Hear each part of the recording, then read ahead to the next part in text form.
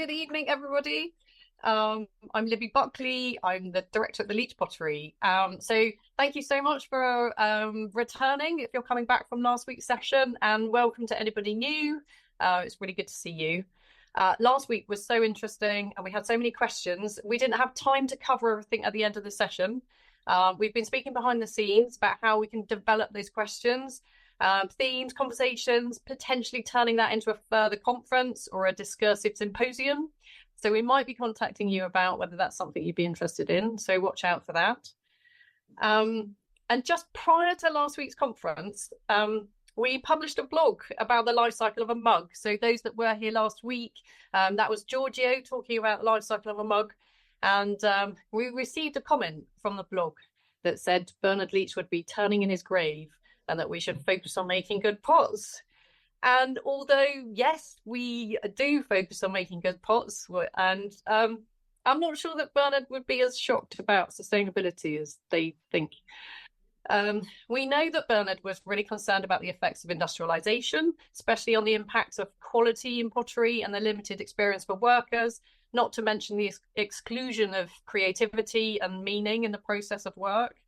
And it can't have escaped his attention that, you know, the local environment was suffering from the impact of mining around St Ives. But there were also wider understandings being reached in his lifetime about, we don't know whether he was aware of. So back in the 1890s, a Swedish researcher had already seen the potential global impact of fossil fuel use, although he was largely ignored by his colleagues. But by 1938, Guy Callender had connected carbon dioxide increase in the Earth's atmosphere to global warming. And by 1958, precise measurements of carbon dioxide were confirmed that there was a steady increase in the atmosphere. And the environment was becoming an increasing area of focus during the second half of the century, including the promotion of holistic models. For example, although he was younger than Leach, there was an economist called Ernst Schumacher who published a book, Small is Beautiful, in 1973. And in that book, he argued that the modern economy was unsustainable. Natural resources were like fossil fuels, were treated as expendable income when actually, in fact, they should be treated as capital, since they were renewable sources and then subject to depletion, and also that nature's resistance to pollution was limited. And I find it really interesting that although they might not have met, Leach and Schumacher, they were both connected, not only by the ideas of human scale production, but also through the progressive institution of Dartington. The Elmhurst provided support for the pottery in the early years. And in 1990, Schumacher College was established at Dartington Estate, which it continues to do today. So whilst historically Leach was rebelling against different aspects of industrialization, it's possible that if he was here today, his focus might have shifted in his perspective. So I'll leave Leach there for now. But it's so good that, you know, this session we're looking at ideologies and frameworks, and this is a chance for us to look at the wider context and consider all the different perspectives out there and how applicable they are to ceramic practice through the interesting applications of circular economy, B Corp, and, you know, sort of our cultural future linked to climate justice. And given the time, there are so many different perspectives that we could have brought in here, whether it's in culture, museums, education, business, funders, local councils. Everybody's kind of trying to look at what to do, and there are some great initiatives out there, and sometimes it can be a bit overwhelming to know where to start. So I'm just going to flag up a few more before we start, which you might be interested in going and looking at afterwards. Culture Declares a Climate Emergency, which is a really good network that are sharing knowledge and seeking justice through culture, heritage and the arts. The Museums Association have got a campaign for climate justice, looking at embedding climate action within museums. Julie's Bicycle is a not-for-profit looking at taking action on climate, nature and climate justice. From probably closest to home is the Crafts Council, who have contributed a chapter to a book, the Green Maker Initiative. So, you know, there's lots out there, and I do encourage people to go and have a look. And I also wanted to add on that whilst we were reaching the final stages of the conference, we were having these serendipitous conversations that inspired an additional segment this evening. So we would like to introduce some recent book titles related to ceramics and sustainability, and this is from 9 o'clock tonight. So if you are still around and you'd still like to stay with us, we'd love to welcome you to this extra session where we're going to meet the authors of Potters Save the World, Ceramics, A Green Approach, Refining Your Practice, and Circular Ceramics. So if you are able to join us, please just stay on the webinar at the end, and the questions will close at the end. So I really hope that you enjoy this evening, and I hope the conversations continue. And I'm going to pass you over to Sara Rothwell, who's going to be convening this evening. So thank you very much. This year's Leach Pottery Conference, Sustainability in Ceramic Practice, aims to bring together potters, educators, academics, curators, collectors, and thinkers within the field to consider the environmental sustainability from a broad range of perspectives. The conference is not focused on providing specific answers, but on providing a forum to understand where there are different approaches to and implications for sustainability. By showing the Leach Pottery's own experience so far with the approaches of different frameworks and specialists in the field of sustainability who may not always share the same forum and/or approaches to discuss both macro and micro ideas and examples, and with the hope that the event will encourage you to consider your own position on sustainability and the changes you might meaningfully make. Tonight's discussion will focus on a range of frameworks for change, from B Corp status, XR lobbying, and the circular economy, highlighting how no one framework is mutually exclusive, and perhaps some of the most interesting aspects to consider will be the points of conjunction. Craft and making as an agent of social political discourse has been used across the millennia to subvert systems or confront inequality head-on. Though work in this manner may have been derided in the past by Western art historical constructs that shaped and verbalized how we categorize art, craft, and design, deeming craft as something lesser due to the gendered associations and biases these constructs placed upon certain associated craft materials and outputs, thus inhibiting their celebration. Craft here in the UK and its artists and makers are broadening the activist space for people who want to do more through direct action and are being recognised and celebrated for the statements of intent they are advocating in terms of the work they are creating that hold social political narratives that reflect ongoing global challenges such as diversity, inclusion, sustainability and climate awareness, but also how they choose to alter their practice and lives to reflect these challenges. Others see themselves part of the craft activism movement, who collectively call for empathy and solidarity, demand a more community-minded society, and seek to bring together a wide spectrum of people from different socioeconomic demographics through craft and collective action to confront big business and governments head-on through peaceful forms of protest. One artist that I admire and have been lucky enough to work with is the Scottish multidisciplinary artist Pinkie Makliuk. Makliuk, for those of you who are unaware of her, uses the narrative traditions of stained glass to examine today's big issues, such as addiction, insomnia, and our relationship with nature. Makliuk uses the distinctly chaotic nature of stained glass to express deep anxieties, often with dark humour, exploiting the tension between the sacred and the unexpected. National Museum Scotland holds a powerful work by Makliuk entitled Self-Portrait Dreaming of Portavadie, which explores the artist's memories, connection with place, and sense of loss around her grandfather's bothy at Portavadie on the west coast of Scotland, following the destruction of the loch after the government sold the surrounding land to a company to build oil platforms, who then dynamited the shallow bay, killing the delicate ecosystem within. The piece layers surrealism and historical symbolism in a poetic manner, sensitively combining imagery of Makliuk's family within the landscape in happier times, with the brutality of the concrete buildings, razor wire, and symbols of occupation. Makliuk does not shy away from themes of this nature, challenging us, the viewer, to take responsibility for our impact upon the landscape, and the sector to be open to creating works that discuss such topics, whilst commemorating a forgotten area of outstanding natural beauty, whose destruction has been covered up by the passage of time. This is a very personal work for the artist and explores a narrative that will resonate with many who have experienced or been frustrated and dismayed by the actions of heavy industry upon the landscape. It is not a shortbread view of Scotland.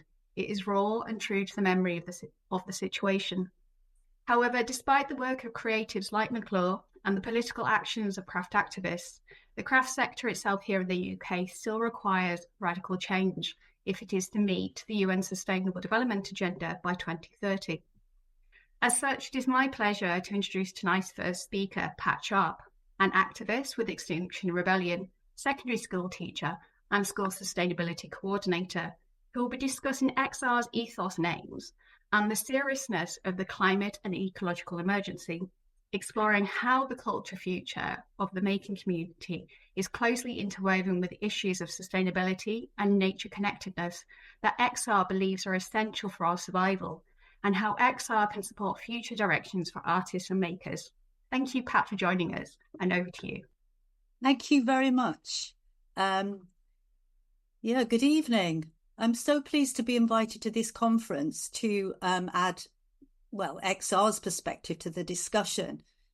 So I represent XR, but I just want to say, first of all, I am, of course, like everybody else, just a really ordinary citizen. I am a recently retired English teacher. I am still working in my school. I'm also a mum of 2 grown-up daughters. And in a month's time, I'm going to have my first grandchild. I'll be a grandma.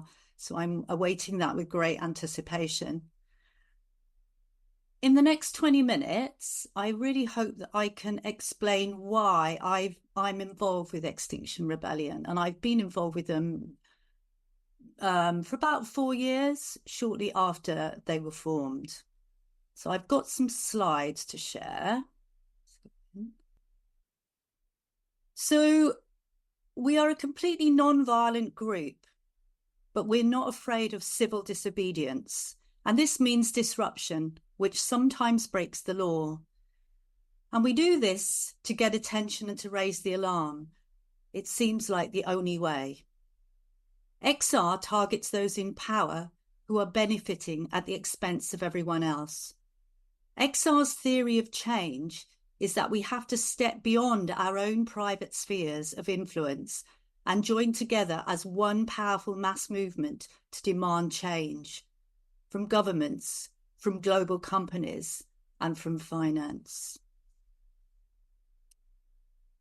So we've heard very impressive things from Libby about Leach Pottery, aiming for carbon neutrality by 2030, researching and debating for the best way to do this. And I was thinking last week about the dilemma that potters face, as Roloff put it in last week's session, the use of the flame and how to fuel it. And it feels like a microcosm of what's at the heart of this huge global dilemma, the whole crisis. How do we fuel our lives? How do we recenter ourselves? What sacrifices, compromises, and restructurings are necessary to move forward without devouring and polluting our planet?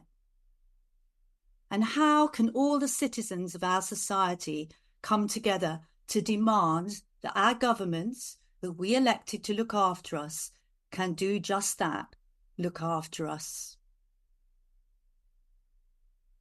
Because I don't know if you know, but the idea of the personal carbon footprint was developed by BP, the oil company, through Ogilvy, one of the biggest advertising companies in the UK.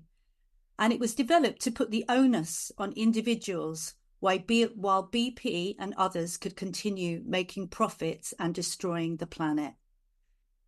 I'm not saying we don't need to take individual responsibility. I am saying that maybe sometimes we need to refocus out there and not inwards quite so much.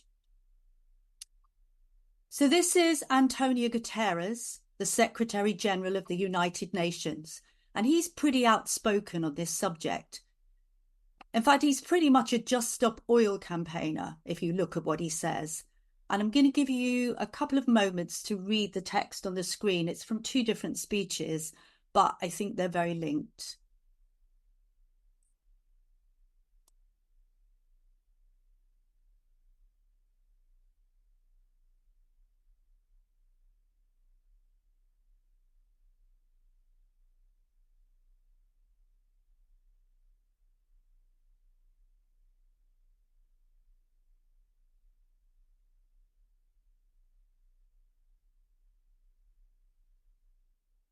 So he is demanding that people speak up against this moral and economic madness.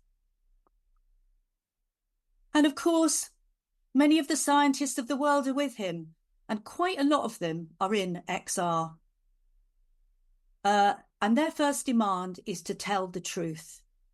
And here is one of the scenes from 2020 when XR first burst onto the scene. I think this is Oxford Circus.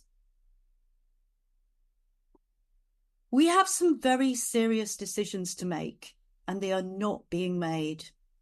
The IPCC, which is the scientific group from the United Nations, have estimated that on current trends, we have just 6 years at most, 2030. And I think, I don't know if my cursor shows on your screen, but yeah, 2030 here. 6 years to make such big change before we enter a phase of escalating destructive events caused by the rising temperatures. But it's not happening. But decisions now affect the future of life on Earth. I think that's fairly explanatory, that graph. Basically, we go up or we try and keep within 1.5. Now, if you were here last week, you will have heard a scientific outline from Professor Michael Grubb.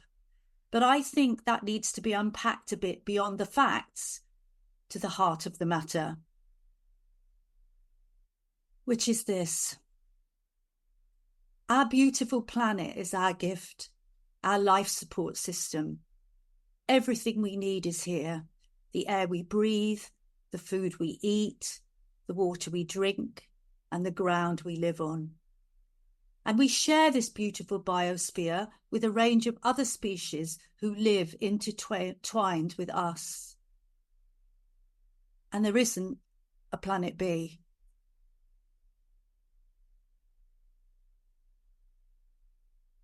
Yet our rampant consumption of its bounty is causing it such suffering. And as George Monbiot, a climate campaigner and journalist, puts it on the slide, no one is listening. And these images are from a film called Don't Look Up. It's on Netflix. And if you haven't seen it, I really recommend it. It's a satire on the response to our dire situation.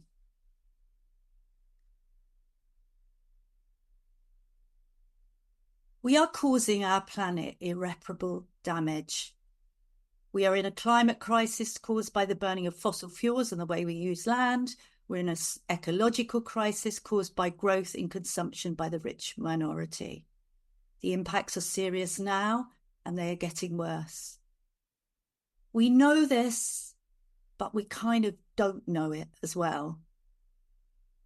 Without drastic and rapid change now, we, our children and our grandchildren face catastrophe.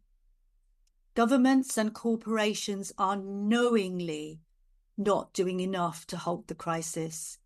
Instead, they're spreading delusional myths about net zero targets in 2050 or something in the future at any rate, while continuing to subsidize fossil fuels and paying massive agricultural conglomerates to destroy the land.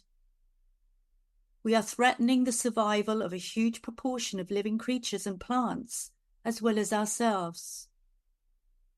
So I'm going to begin by talking about the crisis affecting the climate and just building on a little bit of what Professor Grubb said last week. This is a different version of a famous graph called the hockey stick graph.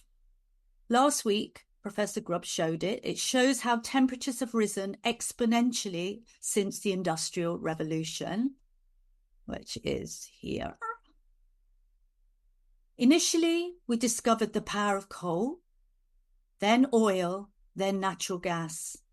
And of course, these discoveries revolutionized how we live, how we create, how we do everything. Wonderful stuff. But up in the atmosphere, the greenhouse gases, primarily CO2, produced from burning these fossil fuels, thickens the air too much, so the heat from the sun can't bounce back out, as if the earth has a duvet wrapped around it. But for 10,000 years prior to this, and you can see that long red line along the bottom of the graph, the carbon in the atmosphere had been stable, keeping the temperature on an even keel. So when people refer to stats like keeping within 1.5 degrees of warming, or we are headed for 2.4 degrees of warming, it means centigrade degrees above that stable, long-term, pre-industrial temperature. And there are weather stations all over the world measuring the daily temperature in their area, and these are all calculated together to get a global average. And this average sounds small, but actually the repercussions in many areas are huge. So we're at 1.1 degrees at the moment, touching 1.2. And I think last year, some days we were at 1.5. And this is what is happening now. There are four main effects, the main big effects of 1.1 degrees of heating. Top left, drought. Longer, hotter, dry seasons are destroying crops and livestock and causing devastating famines. The top left picture is a recent one from Somalia. Top right, the changes in the weather patterns are creating far worse storms, hurricanes, downpours. Flooding is an increasing disaster worldwide. This picture is from Karachi in 2019. And of course, we're seeing this even in the UK, aren't we? And it is undoubtedly triggered by climate change, certainly worsened. I think you can see which country the bottom left picture features. It's demonstrating forests and bushfires around the world, which are increasing in number, duration, and size. In 2023, we saw fires in Siberia, the Amazon, California, Canada, Australia, and lots of other places. The Australian fires in November 2019 burned for 6 months and destroyed an area nearly the size of France. An estimated 3 billion animals, birds, and reptiles burned to death. And these fires are caused by the longer, hotter, drier seasons. Because high temperatures are also deadly to humans, livestock, and crops. Up in the 40 degrees centigrade, to be outside or without aircon for several hours can be deadly to health as the blood thickens and organs shut down. And bottom right, the polar bear on the ice floe reminds us that the polar ice sheets are melting.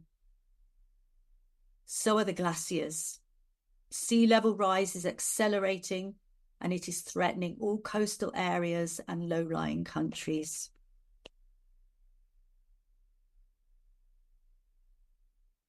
That was climate. But climate is only part of the problem. In addition to the climate, we are also destroying the planet's ecology, the web of living beings that sustains us. Humans depend on a healthy natural environment for our well-being and survival, as do many species. In 2019, a hard-hitting international scientific report, again backed by the UN, stated that human impact on the planet was threatening extinction to 1 million of the species we share it with. And many people think we have started the 6th great planetary extinction event. The UN report I just referred to says that nature is declining globally at rates unprecedented in human history. Around a quarter of species are already threatened with extinction. Humans affect 3/4 of land, 2/3 of the oceans, 3/4 of fresh water, leaving little room for anything else. I I also read recently in The Guardian that it's estimated that the biomass of domestic pets is now about the same as animals in the wild. Basically, we are trashing the planet.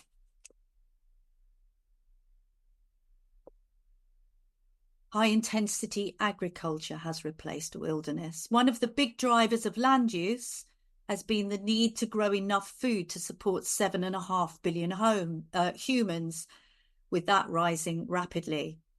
But land clearance and the use of pesticides and chemical herbicides are destructive to natural ecosystems and habitat.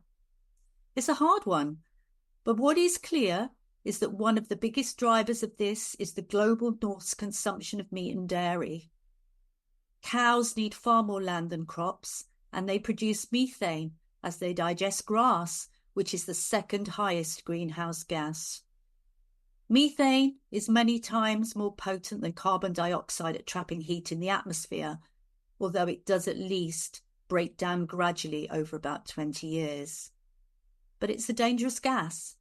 And I know that Rothwell did mention last week it as a potential new fuel for the Leach pottery from local cow dung, which just shows the complexity of the central dilemma of how to fuel the kilns and how symbolic that is of the dilemma we have about everything.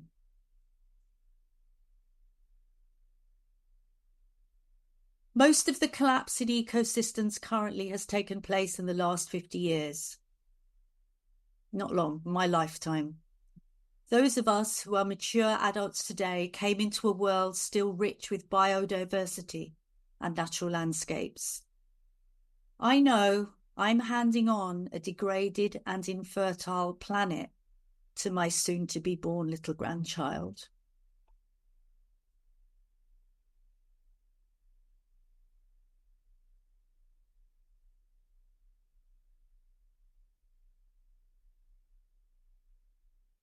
This is another version of the hockey stick curve, the curve at the end of the graph. As the temperature has risen, can you see how huge effort has gone into raising the alarm by environmental groups such as Greenpeace, founded in 1971, and of course, so many, many, many more, and so many international meetings and treaties. We're running out of time now, but there's been lots of people trying, and there's still are. I got a letter from Greenpeace yesterday, as I'm sure others of you did. Shell, the oil company, are suing them for $1.7 million for peacefully occupying an oil rig. This is going to drain and possibly destroy Greenpeace.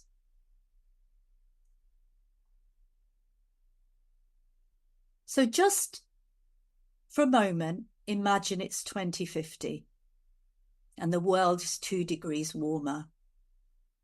Will you be alive in 2050? How old will you be? Would you have a special young person or people in your life? How old will they be in 2050? Just work it out.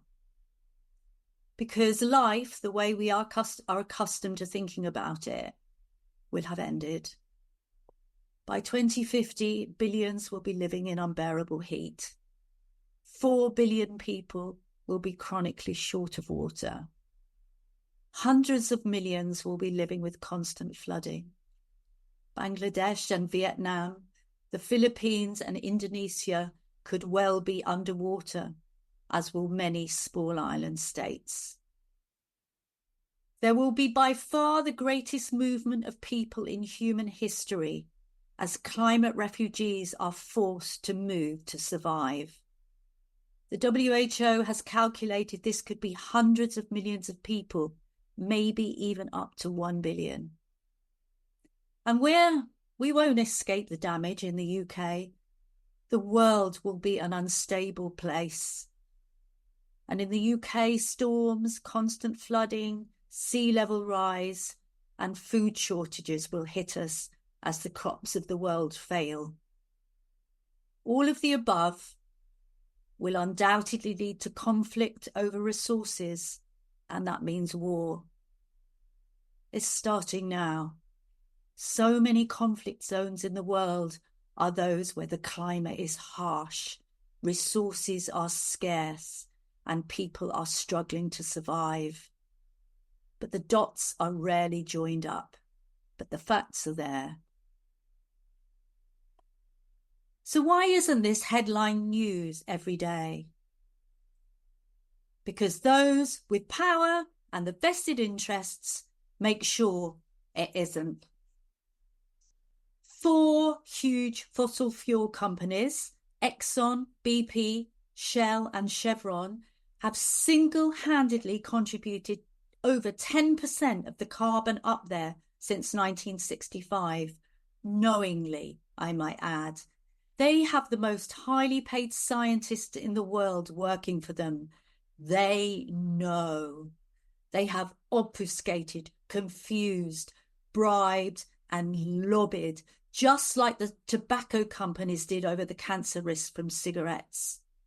And there are another 28 fossil fuel companies who are responsible for another 68% of the world's toxic emissions. And they're licensed by governments, and they are bankrolled by our banks, our hedge funds, our pensions. If our City of London finance industry were a country, it would rank as the 8th highest emitter in the world. And what is our government doing? We have 6 years till the CO2 up there causes cascading climate impacts, yet they still subsidise the fossil fuel companies massively to produce oil, still fail to curb the business as usual behaviour of these big businesses, and still pledge to grant new oil and gas licenses annually. Why? Well, Shell announced record profits this quarter, so the answer is simple. Money, backhanders, old cronyism. Money. Well, you can't eat money, as the saying goes. I'm aware how dark all this is, but the truth has to be told, and it has to be absorbed, but it's not too late. So now, in my last few minutes, let me show you how I think we can fight back together and how there is hope. Because that's where campaigning and protest groups like Extinction Rebellion come in. So let me end with a bit about XR as an organisation and how it works. It's about friendship and love and coming together in hope, rebelling together against all this. We're all citizens and we can all be XR. The people in this slide are my friends. They're our friends. Pat and Matt on the left, and on the right is my friend Peter. They all live near me and I've known them over the past 4 years. Because when the rules don't work for the people, the rules must be broken. We are not the first to do so. There is a long and noble tradition of breaking the rules to bring about social change. And by the rules, I mean the laws of society, which should be there for our protection, but sometimes need to be challenged. I don't need to point out these pictures here. You can see Gandhi, you can see Martin Luther King, and you can see the suffragettes. Not always non-violent, but a brilliant example of determined rebellion against very high odds.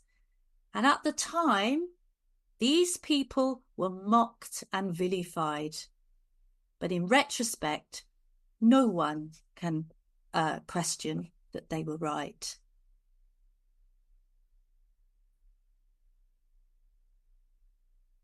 I hope Extinction Rebellion will be judged as well by history. Many of our members are arrested for disruptive actions, but they are also often acquitted by juries too, because there is a case that raising the alarm justifies the means. So these activists here, they were acquitted in 2020 after gluing themselves onto doors at Shell's headquarters and painting in fake oil on the wall, Shell knew. I think that's all they did. But, you know, other people are serving jail terms of several years for disruptive actions. We've had three main demands right from the start, and one that was added a couple of years ago. The first demand is for the government and the media to tell the full truth about the situation we are in. And that's why there's quite a lot of headline-grabbing stunts. It's the only way to get media attention and to try and get the truth out there. Sometimes it backfires, sometimes it works.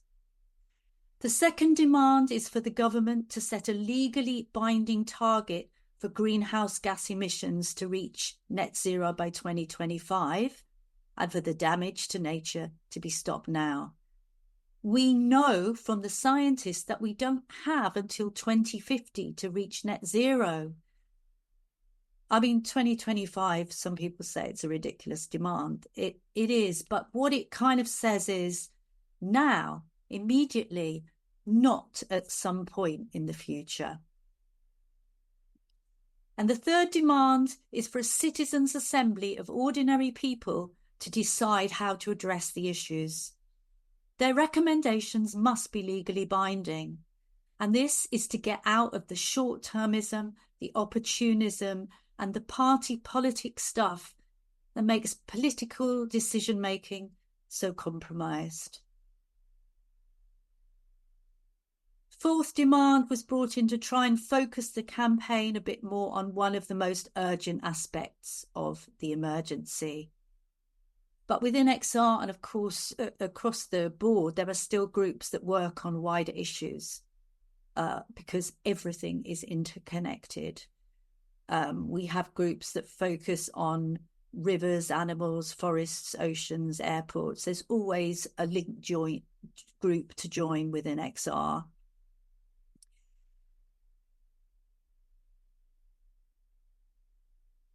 XR is proud to be a mass movement, coming together at times to call for change. And we're very much working over the last year on becoming a movement of movements and coordinating all the different groups that come together. And I noticed that I thought there were so many amazing groups that Libby mentioned in the introduction. If everybody can come together, we have a proper mass rebellion, not a fragmentation of action. So XR works as a mass movement, but it also works in much smaller groups too, local groups and professional or community groups. So while you peruse a few pics from my personal photo album of my local group, I'll sketch in how it works very quickly. So most people join through a local group and are organised locally. And this tends to be people's roots. It's all self-organising, run by volunteers. I'm in XR Wandsworth in London. If you're based near Leach Pottery, you can join XR West Cornwall. Or if you're further away, you can locate a group in your area via the Extinction Rebellion website where there's a map. In XR, we need all sorts of people. People come from all walks of life, extroverts and introverts. Lots of training is offered for all sorts. So, for instance, I'm a trained steward, so I steward marches, and I also deliver talks and trainings, and I feel that plays to my skills as a teacher. We need people who feel able to glue themselves on and be arrested. But for every one of those, we need 10 others to hold a flag or bang a drum or design or hand out leaflets. In 4 years of being with XR, I have never been arrested. I've chosen not to be. So it's not necessary. We disrupt, we chat, we share free dinners, and we have a laugh. It's always peaceful and it's always uplifting. And we make many, many precious new friends. I mean, I'm also a part of a professional group, XR Educators, and we work alongside other groups such as XR Scientists, XR Doctors, and so on.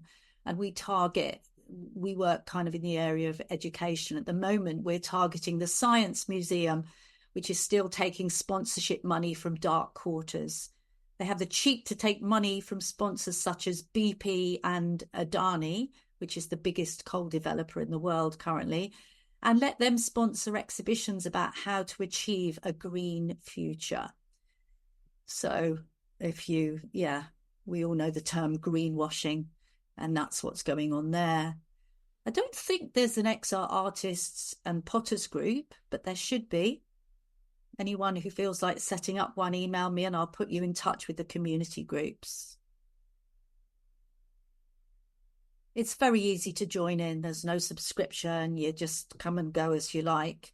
The starting point is the website, Extinction Rebellion.uk. Take the time to browse it. It has lots on it.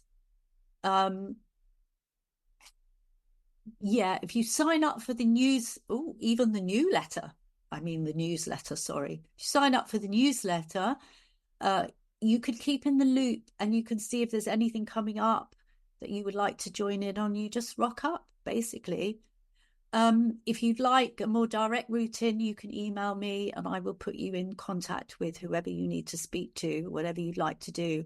But the email is xrbattersea@gmail.com, not XR Wandsworth. XR Battersea is a kind of subset of XR Wandsworth.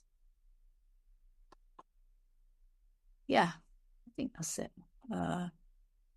XR shrank back after COVID.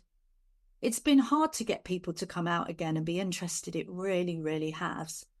But it is building back. And there are over 300 groups in the UK. And you could see there's groups dotted all over the world. It truly is a global movement, a global rebellion. And hopefully it will become a movement of movements globally. So everyone who feels the same can join in. But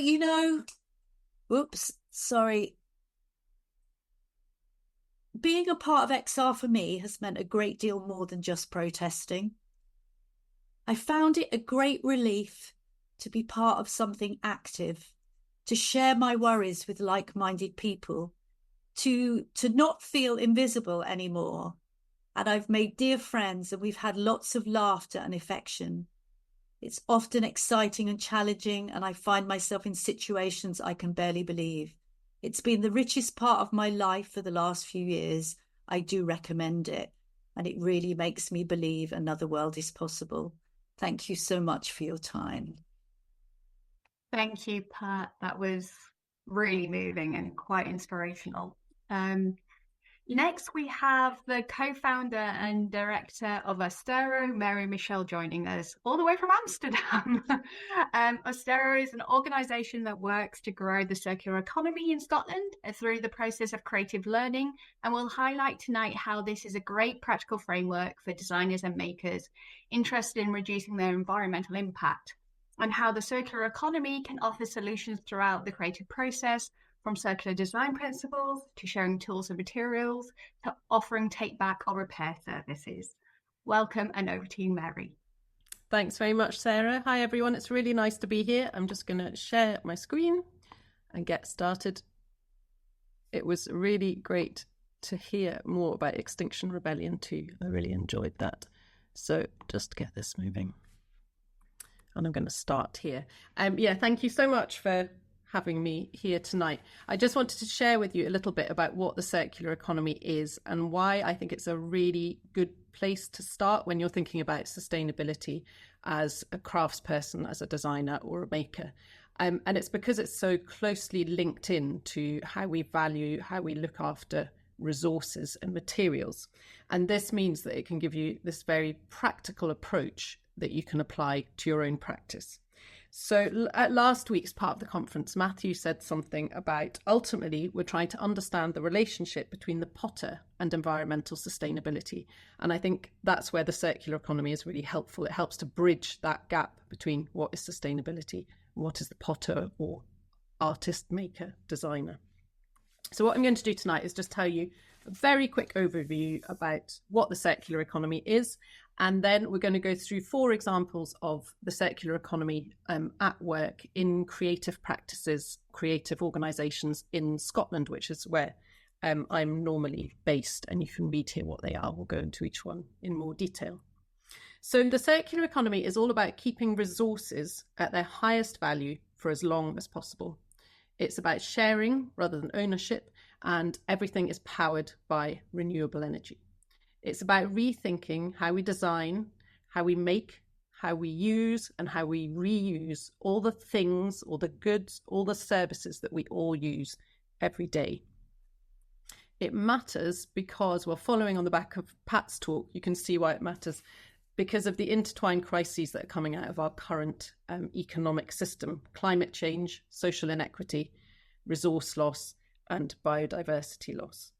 And how we design, make, and use things, from the very beautiful mugs at the Leach Pottery to really everyday things like my pen, and how much stuff and excess stuff we all own, is directly related to how much energy and how many resources we use, and therefore to our impact on climate change and on our natural environment.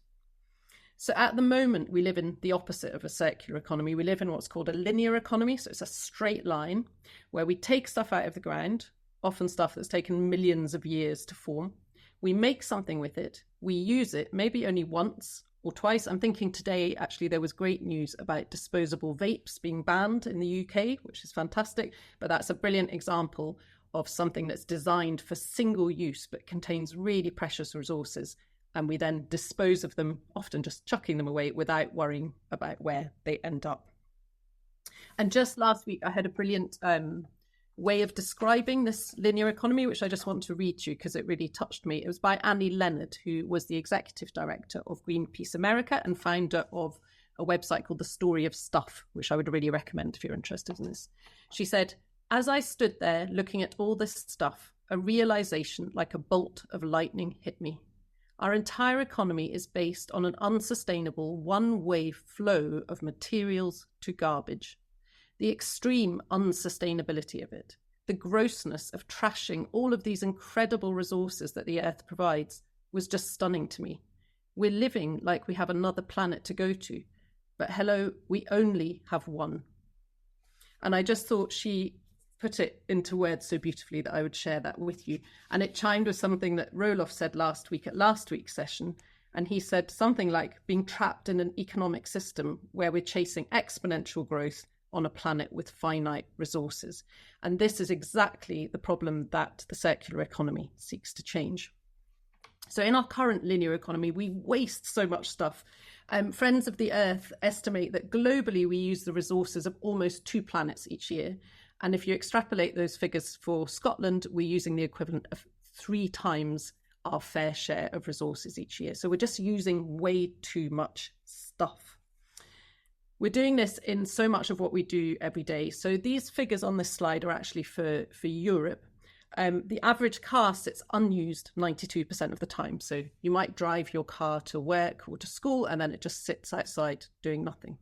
The average power tool is only used for 13 minutes in its whole life. So if you think about all the amazing resources, the energy, the human ingenuity that's gone into building these incredible things, we're capable of building these fantastic inventions, only for us just to leave them sitting musty in the shed or outside our homes. And a third of the food that's produced goes to waste. And actually that figure is the same globally as it is for Europe. So 1/3 of the food that we produce goes to waste. And that can be in agriculture, transport, in the shops, and in our own homes. So the linear system in which we live, the straight line, just doesn't make sense. We're throwing away so much that is precious. And of course, when we throw things away, what does that mean? There's no such place as away. It always goes somewhere. If it's out of our sight, we are quite happy to forget about it, but of course it goes somewhere. This is a photograph of a landfill site in Indonesia. And it means that we're throwing away really the most precious resources that we have. If you think of our childhood idea of what's most precious, that box of treasure, the box of gold. In Scotland, in 4 years, the government estimated that £50 million worth of gold had been found in e-waste in landfill. So that's in our phones, in our laptops, in our tablets and so on, all of which contain precious metals and many other precious resources as well. So we're literally chucking away our precious resources. And in a world where resources are increasingly scarce and hard to access, this simply doesn't make sense. A recent global stock check showed that many of these global resources are becoming scarce. So 3 examples here are indium. So indium is used on the screen of your phone to make it touch responsive. And they estimate that if we continue to use it at current rates, there's only enough left for another 12 years. Silver in the middle has 17 years and oil 37. And at the same time as resources are becoming more scarce, we've got more and more people. So we're estimating another 3 billion new people on the planet in the next 30 years with less to go around. So we really, really need to think about how we can make sure there's enough to go around now for us, for everyone, and for people in future generations as well. So how can the circular economy help us with this? This is where I'm going to show you some examples of it at work. And just before we go into that, I just wanted to say something very quickly about language, which was touched on last week, which of course there are so many different frameworks and ideologies. So the circular economy, the well-being economy, donut economics, sustainability. And while they of course all have differences, they're really all just different ways of thinking and addressing the same thing, which is how can we ensure that we have a healthy and lasting relationship with our planet that works for all people now and in the future. So the circular economy is all about rethinking our attitude to things. It's about keeping materials at their highest value for as long as possible to ensure that there's enough to go around now and in the future. It favours sharing and leasing over ownership. And again, that's to make the most of the resources that we have. And it encourages whole life cycle thinking. Where has this come from? What will it be used for? What will it be used for at the end of its life? And so on and so on. And it was really great to see last week that life cycle of a Leach pottery mug, because I think that's a really fantastic way to get to grips with sustainability. So now we're going to go into some of the examples of the circular economy at work in the creative or craft sector in Scotland. The first looks at designing out waste. So the Ellen MacArthur Foundation, which is another really great resource if you're interested in finding out more about the circular economy, estimate that 80% of the environmental impact of a product can be designed out at the design stage. And this is really great news for creative organisations, because it means just by asking ourselves the right questions right at the beginning of the design process, we can cut out so many of the problems that come later on. So we can do this by designing for disassembly. So that's designing things that are easy to take apart again, to fix, update and reuse all the components, like the gold in those mobile phones. We can do it by designing modular systems that work with systems from other places. We can design things that are multifunctional and design and build things to last. So this picture here is from our schools programme, which is called Making Circles. And we work with young people and craftspeople in Scotland to deliver creative learning workshops in schools. And we challenge them to come up with a circular economy design and prototype. So this was a primary 5 group, so they were aged about 8, and they had designed football boots that are made to last. So they thought about what part will wear out most quickly. They thought that would be the soles of the shoes, so they made easily replaceable soles. They made the shoes extendable so that one pair will last you for many years. You don't have to keep buying a new pair every year as your feet grow. And actually, when they did this a few years ago, this seemed like a fun idea, but was it actually workable? But I recently saw a children's clothing company in London called Petit Pli, which makes extendable children's clothing, and it works really well. So maybe this really is the future of how children's clothes could be designed. They thought about making them multifunctional. So instead of needing one pair for playing on AstroTurf and one pair for inside, they've got retractable studs so that you can wear them anywhere. And although you can't see on the image, they've got solar panels on the front so that you can capture the energy of the sun by day and light up and play football by night. So of course, this is an example of circular design by 8-year-old school children, but I think they captured really well just how changing your design thinking can end up in a product that really lasts much longer. So this is a picture of Mela Shaw, who just won the Ceramics Biennale this year for her wonderful work, Sounding Line, which draws attention to the effects of human activity on whales. And Mela is one of the craftspeople that we often work with to deliver the Making Circles workshop. So they design for disassembly. They can't use anything that fixes things together permanently. Everything has to be able to be undone for the product to be taken apart and fixed, updated, or recycled properly. We only use what are called waste materials, but we're not talking about milk cartons or tomato soup cans. We're talking about very high quality waste materials that would otherwise be chucked away. So in this picture, it's fabric sample books, but we work with local woolen mills to get beautiful samples or end of line products.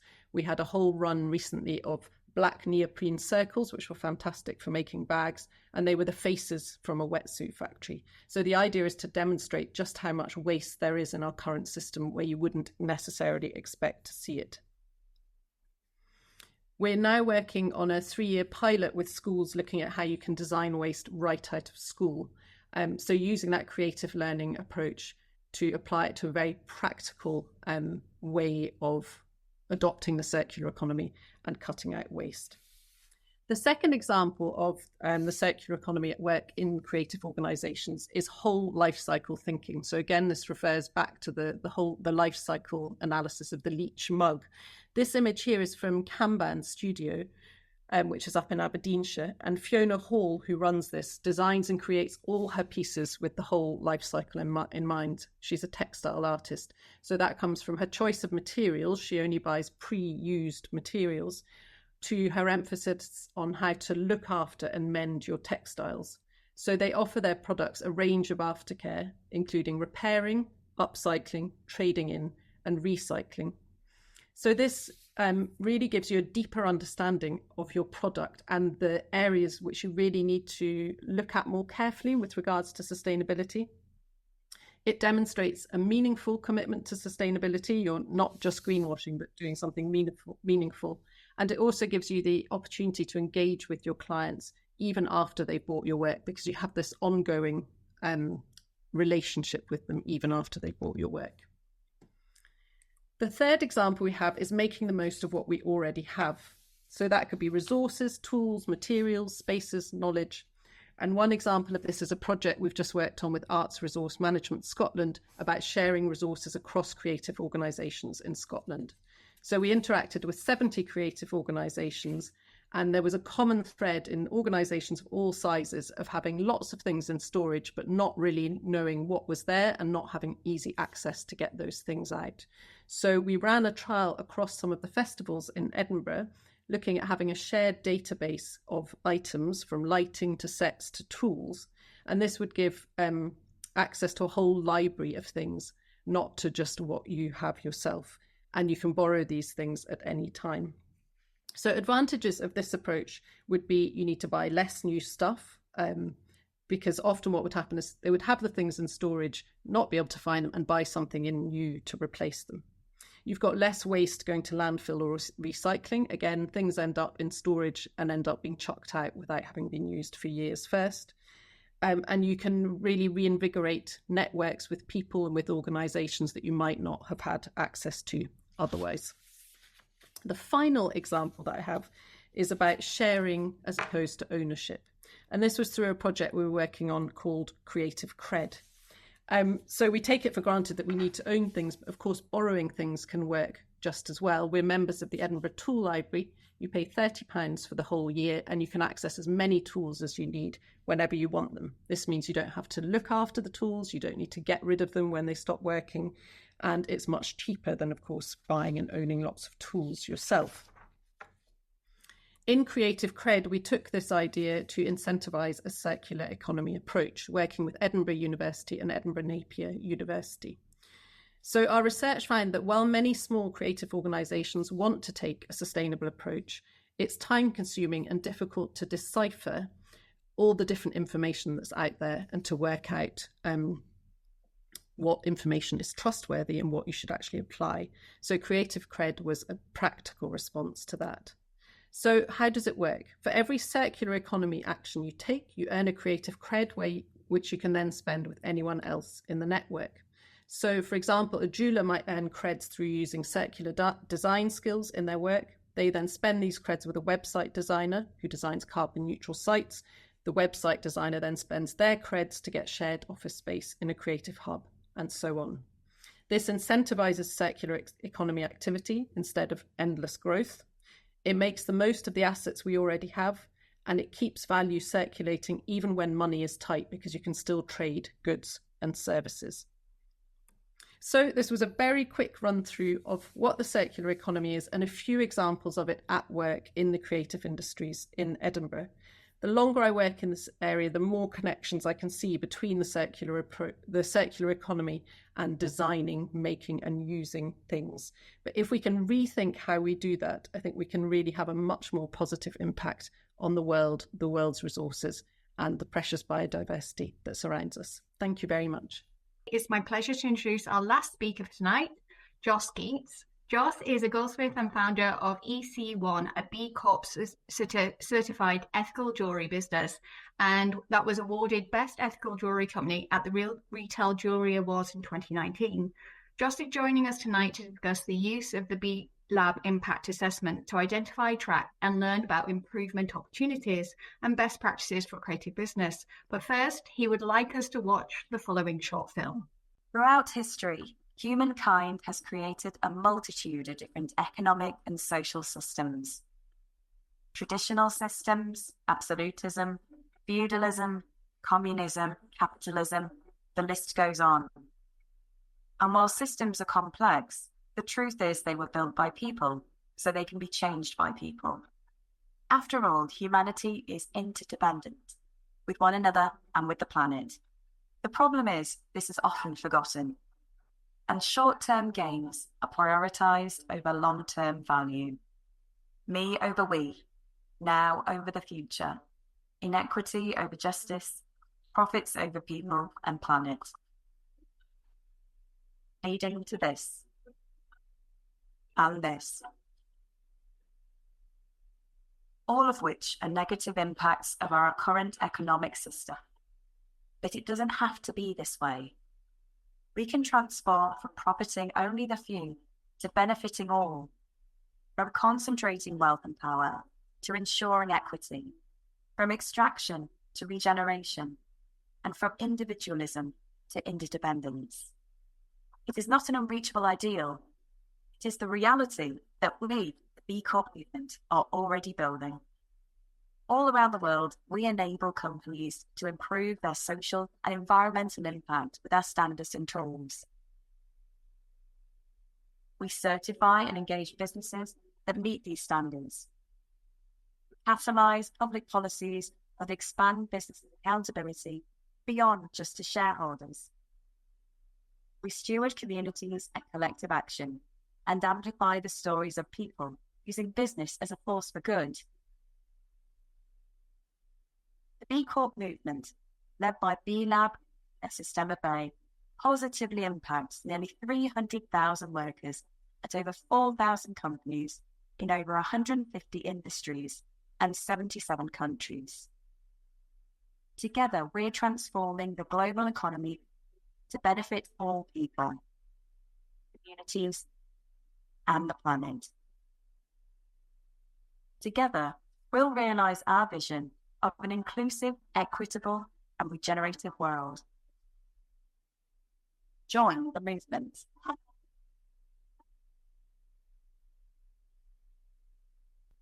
Hello, everybody. Thank you for playing that, Charlotte. I was supposed to be able to play that, but we had a little trouble working out how that might happen.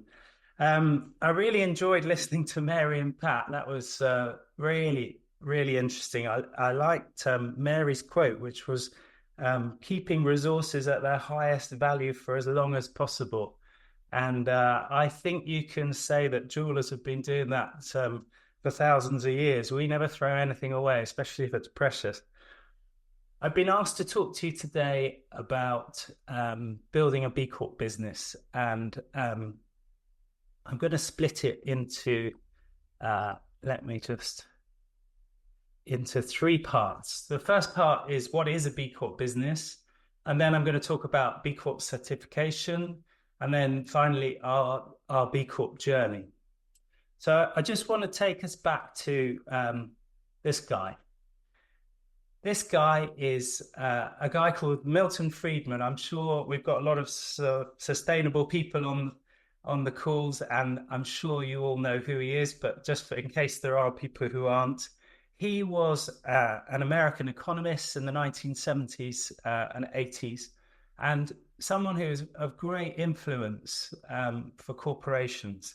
And he said in a magazine article in the New York Times magazine in 1970 that there is one and only one social responsibility of business, and that is to use its resources and engage in activities designed to increase its profits, so as long as it stays within the rules of the game, which is to say, engage in open and free competition without deception or fraud. Essentially, that's a very long-winded way of saying the only thing that a business should do is make money for its shareholders and its owners. And for the last 50 years, a lot of corporations have clung on to his words and used that in the way that they do business. And I want to talk to you about this woman. During the 1960s and 70s, people became more and more aware of environmental pollution. Pat talked about it, and Mary talked about the ways of combating it.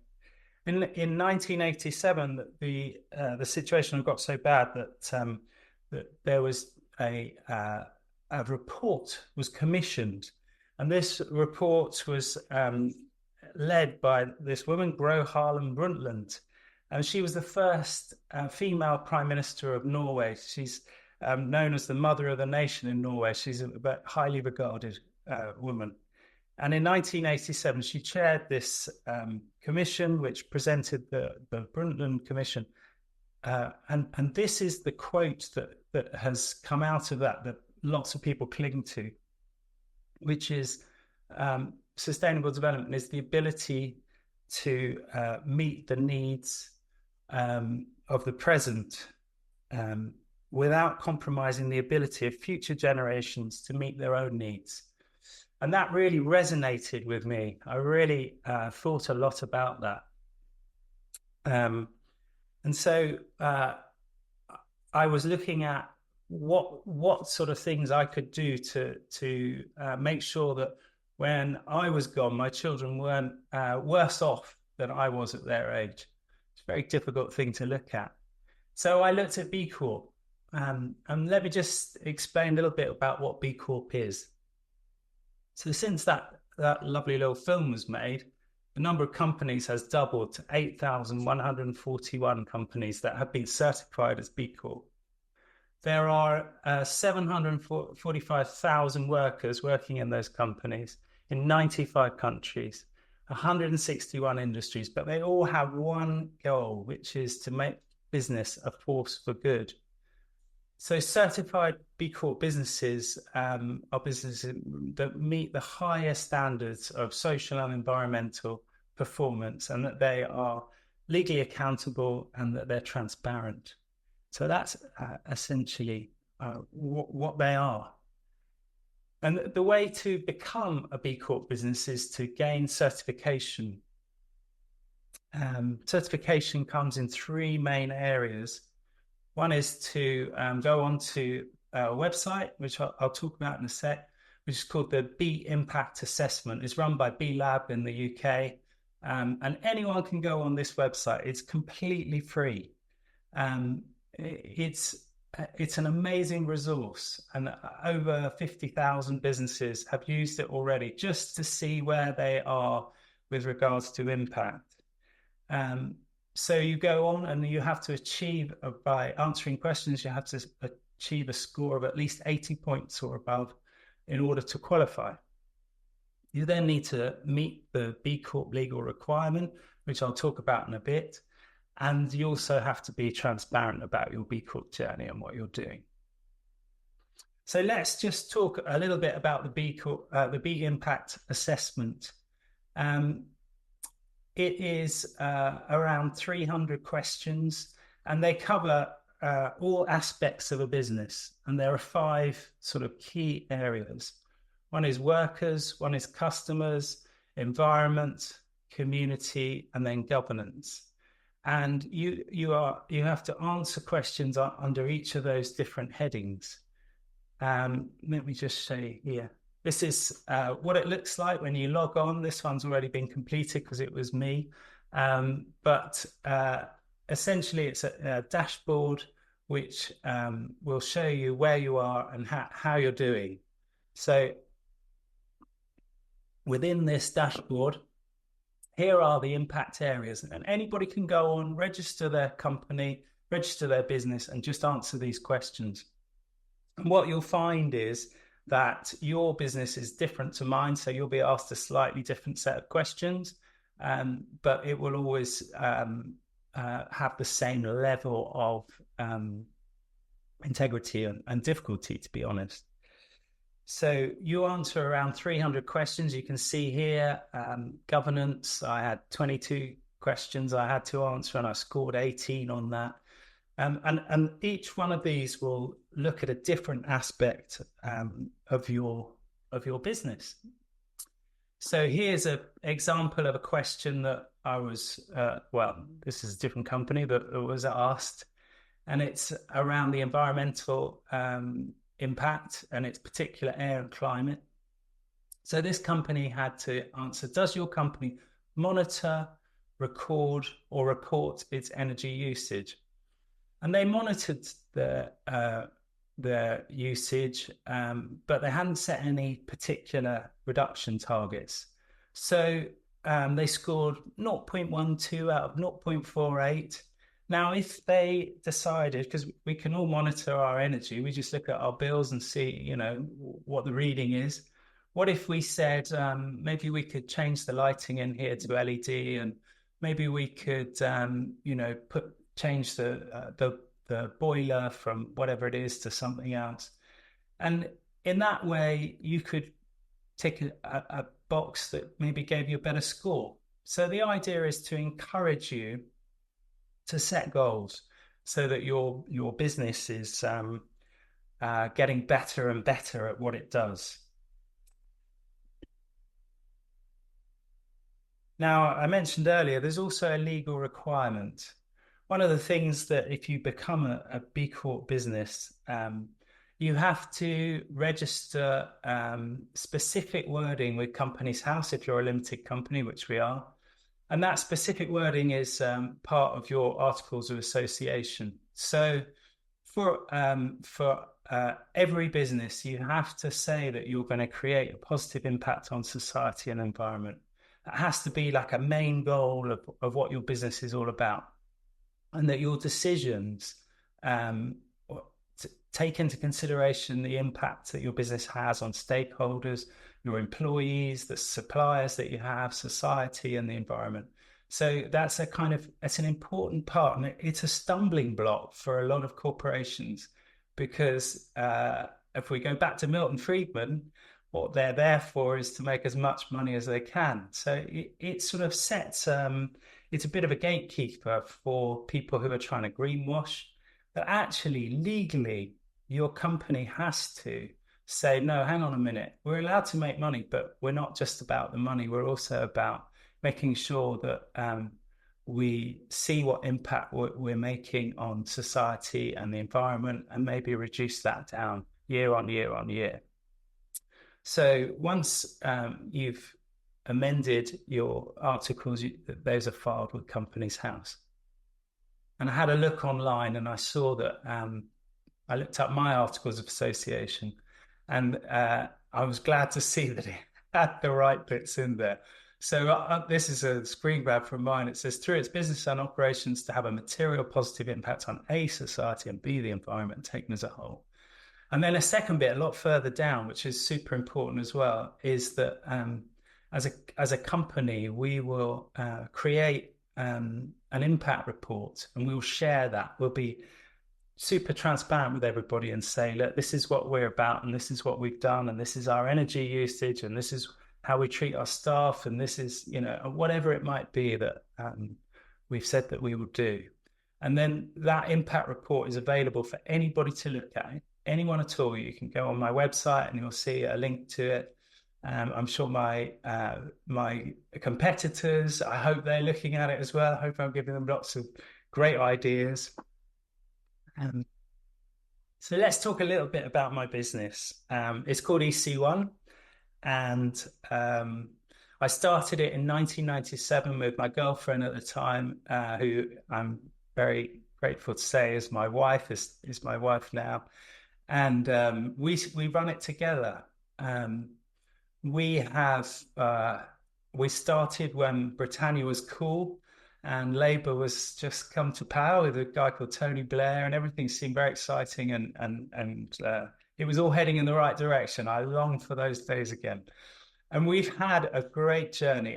I'm not going to lie, there have been some pretty hairy moments. It's been a bit of a roller coaster, but we have made jewelry and shown jewelry from other people, other designers in our shop.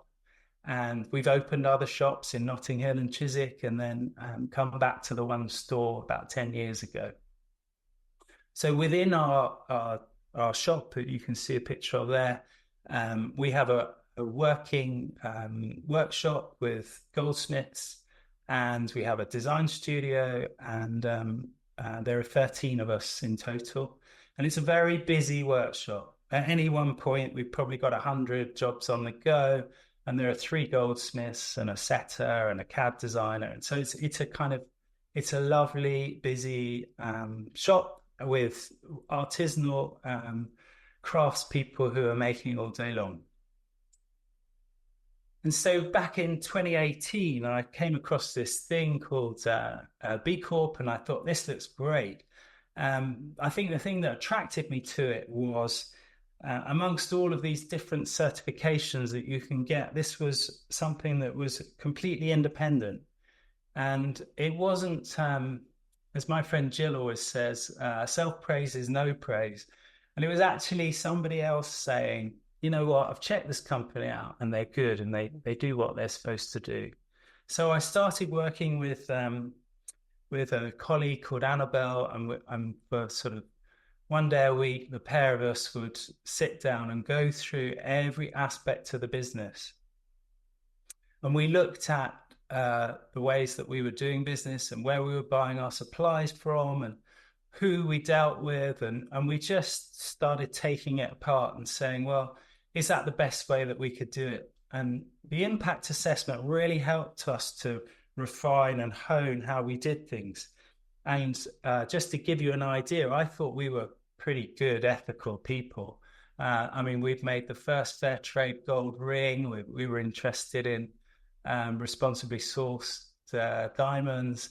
And out of, I needed 80 points to certify. And our first go at it, we got 42. So that kind of shows you how hard it is. And it took us probably 6 months to just tweak things, change the way that we did things, whether that was the toilet paper we used or the diamond dealer that we bought stones from, the way we treated our staff, how we were involved in the community, who we banked with, just every aspect of what we were. And we changed, we put in those articles of association in May. And then after 3 months of to and fro with B Corp, where they asked really irritating questions and asked us to back up what we were saying and send us proof, in June, we were certified, and we got an impact score of 87.7. I was absolutely thrilled. And we became the second jewelry business in the UK to become a B Corp. Now, that annoyed me because I wanted to be the first. And then I realized that's not what B Corp's all about. And actually being second is quite a sort of the thing I'm more proud of than being first, because it shows that we're part of a community and it's not about who's the best, it's about working together. So after certifying, we have to recertify every 3 years, and it becomes harder. So the standards change. Things that were unusual then that we were doing are sort of our standard now. So let me show you the next page, which is different ways that we have made a difference. So we are committed to making in the UK, and we're active members of our community. By that I mean I'm happy to give talks to students. I'm happy to be a stand-up for what we do, and whether that's within ethical groups or just talking to the trade. And we make everything in our workshops. So we're not farming things out to, workshops in the Far East or wherever it might be, and consuming all those air miles to get them sort of back to our shop. I'd say the biggest difference, though, is the choice of materials that we've made. So all of our gold, 99% of the gold that we use in the pieces that we make is from post-consumer recycled gold. So there's no more holes in the ground. We're using gold that, although no one's throwing it away, you wouldn't call it recycled technically. You'd probably call it repurposed. But it's important to us. The carbon footprint, and I know carbon footprint isn't everything, as Pat pointed out, but the carbon footprint is 683 times lower. So, let's just agree that that's a good thing. Our diamonds are traceable. 80% of them, we know which mine they've come from. If we're using lab-grown diamonds, which is a thing these days, then the companies that we're buying them from only use renewable energy, so that the impact is much smaller. All of our coloured gemstones, we try our best to trace back to where they come from.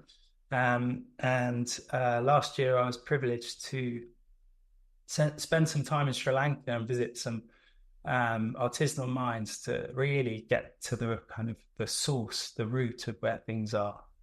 Recycled packaging and sort of standard stuff that, we should all be doing. So within my business, I mentioned my wife, she's the brains. All of our workforce are empowered, but it is a majority run female workforce. 11 out of 13 of my team members are women, and I'm super proud of that. Our carbon footprint, we've spent a lot of time measuring our carbon footprint and reducing it year on year. So we just try and think of ways that we can bring that down, so that we are heading towards net zero, which I think is important. It can't be dismissed. And then a heavy burden for someone who pays the bills is 1% of our turnover goes to charitable causes. So we pay directly to Felix, which is a food bank. We help them. Our team go there and work, and that reduces food waste. And we have funded we funded a mine in Sierra Leone that's been filled in because it was no longer used, and turned back to being used for agriculture. We're funding trees that are being planted in London, and it's basically just a way of putting our money where our mouths are. And turnover, 1% of turnover, it means if you make a loss, you're still paying. So it's quite a commitment, but it's something that we feel passionately about. Now, I know you all know what the triple bottom line is, because you're all super sustainable environmentalists, but in case you don't, John Elkington came up with this phrase in 1994 in a book called Cannibals with Forks, I think. And the idea was that that companies should produce a 3-line report, one being planet, one being people, and the other being profit. So I'm just using this analogy to show you how, as a business, we could make choices on that, the triple bottom line. So if we were just massively as a planet, as a company interested in people, then this ring here, which is called a Genevieve, we sell quite a few of them. We can make this ring using fair trade or fair mine gold, 100% fair trade or fair mine gold. Now, if we chose to use fair trade or fair mine gold, then the miners that have dug that gold up would get the London gold price plus 15%, which is much, much more than they would get if they sold it on the open market. So it really benefits them and their communities. And we might use a natural diamond that was maybe mined in Canada or somewhere that was traceable, so we knew that nobody was harmed in the supply chain.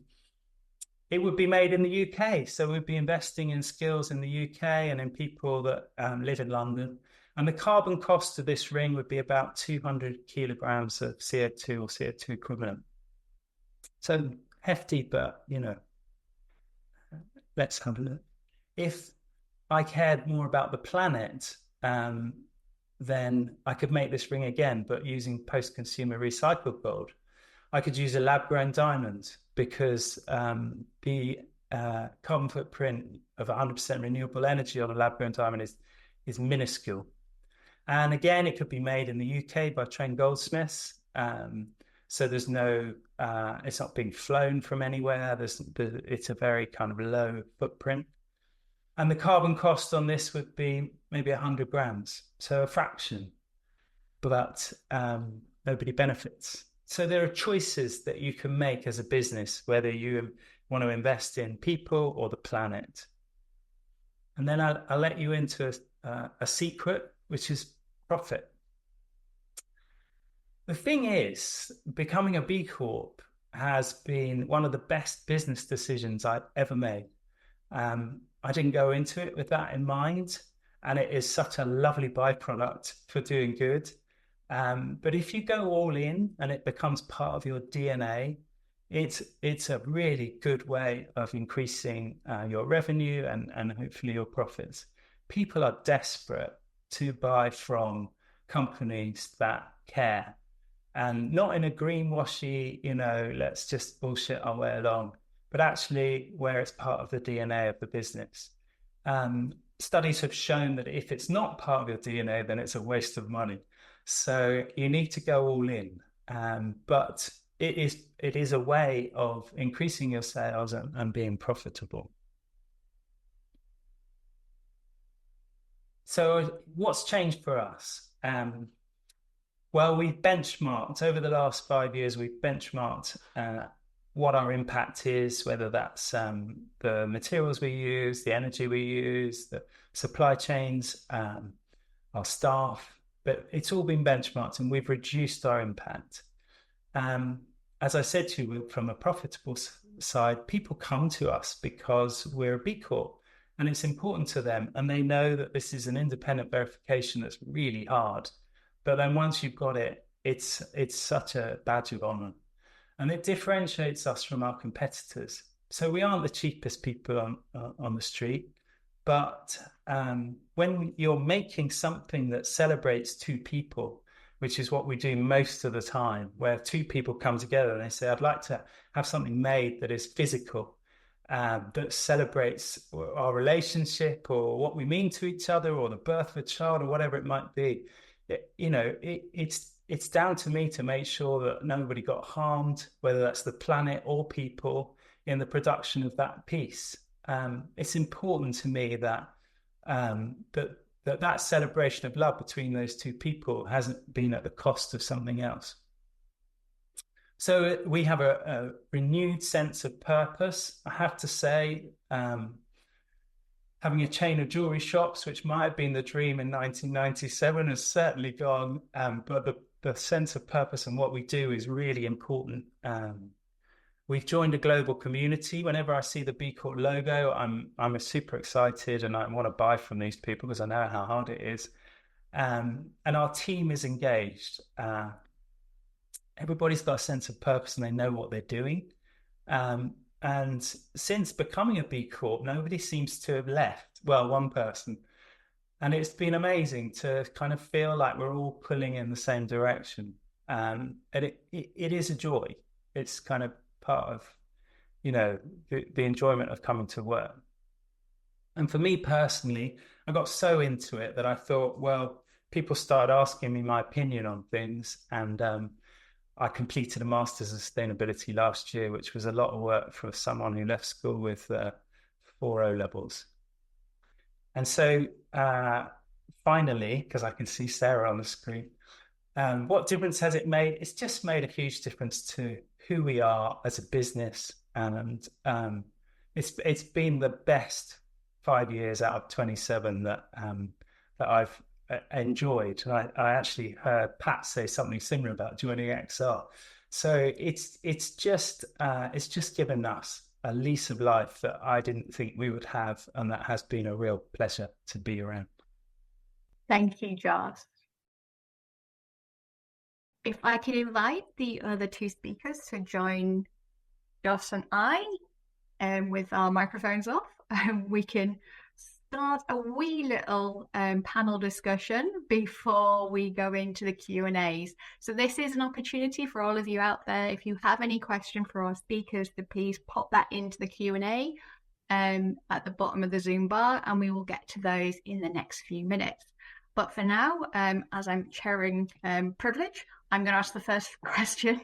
What I was really interested in was how both Mary and Jos, your conversations were kind of echoing, obviously, Pat's kind of discussion about our society and over-consumeration, and basically how you're both looking at using kind of post-consumer materials, which I think is really interesting. And I just wondered if you could maybe kind of discuss a little bit more about how that actually kind of is working in the day-to-day for you, for instance, Jos, within the kind of retail community, and then maybe Mary, and kind of like how you're introducing it into other people's businesses.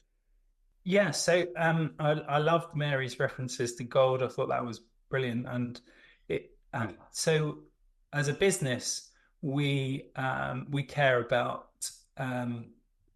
I guess not making more holes, and so using recycled gold is really important to us, and we make sure that it's legit, because there's a lot of people that are talking that up at the moment. And there's been a new development, which is the jewelry industry is trying to change the name from recycled to repurposed, because nobody throws away gold.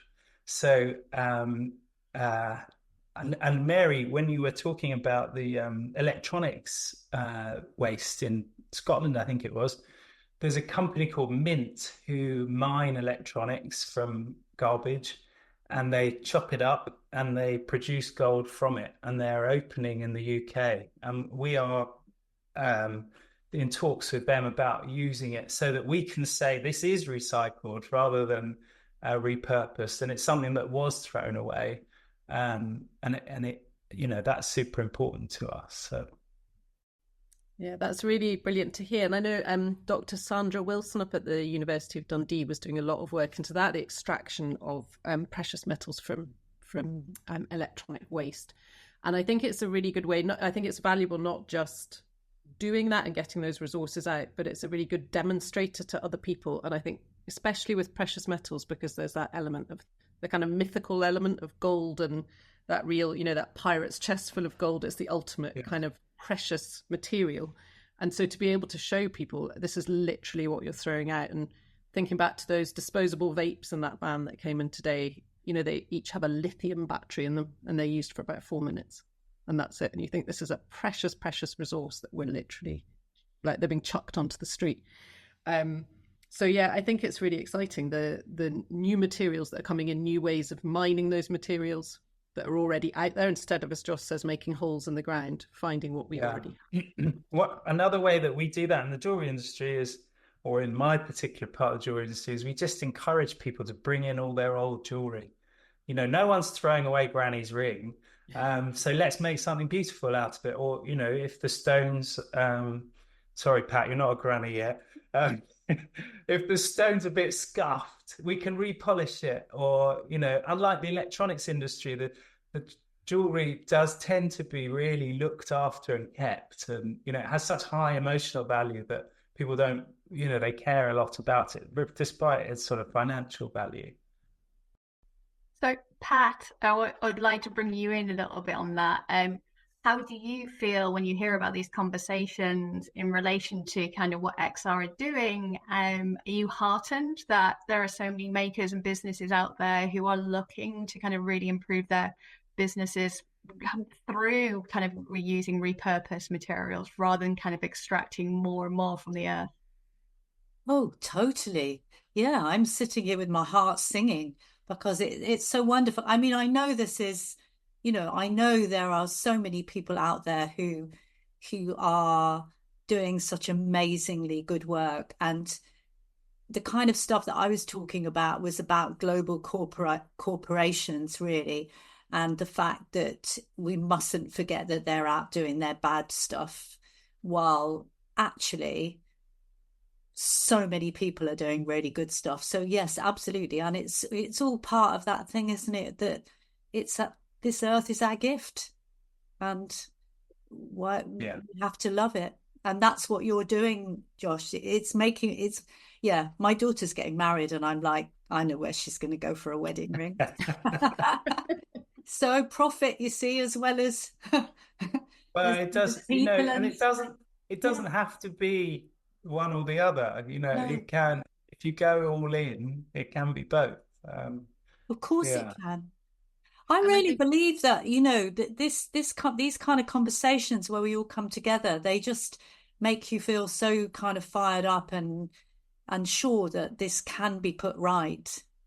I just feel it can be.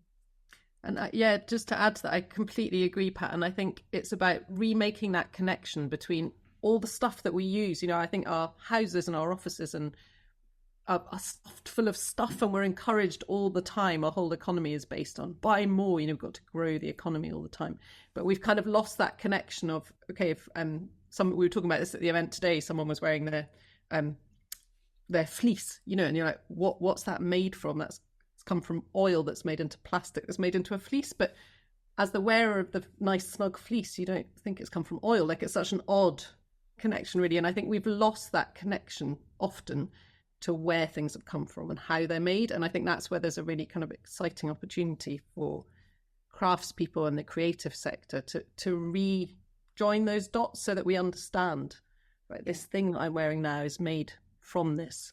Yes. I don't want you to think that the jewelry industry is good.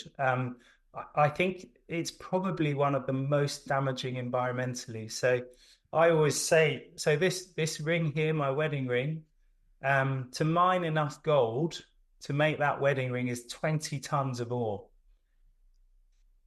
for a 10-gram thing. And that is just massively destructive. And you might be helping the indigenous people, but you're just, it's an awful industry. I can't tell you how awful it is. So it's just trying to navigate your way through all these different things, and just trying to make good choices rather than there's this one choice that everybody must make. That's true. So I just want to thank you all for that wee little discussion, but I do want to answer the two questions we have in the Q&A before we finish for tonight. So the first one actually is for you, Mary. Well, actually both of them are for you. Now I've reflected on that.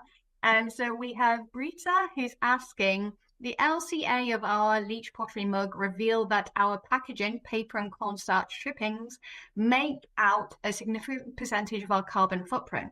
Bubble wrap and plastic chippings would have lower carbon footprint, but paper and cornstarch are recyclable and compostable. How would you approach this conundrum?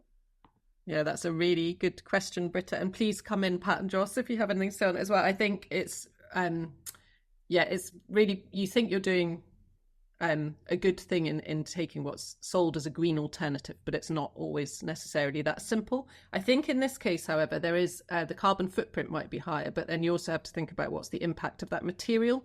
So I'd have to say I don't know much about cornstarch packaging, but I would imagine that's much quicker to break down than the plastic bubble wrap, which will take hundreds of years to break down. So although it might have a higher carbon footprint, it might still be better than the plastic wrap in terms of how long the material lasts for.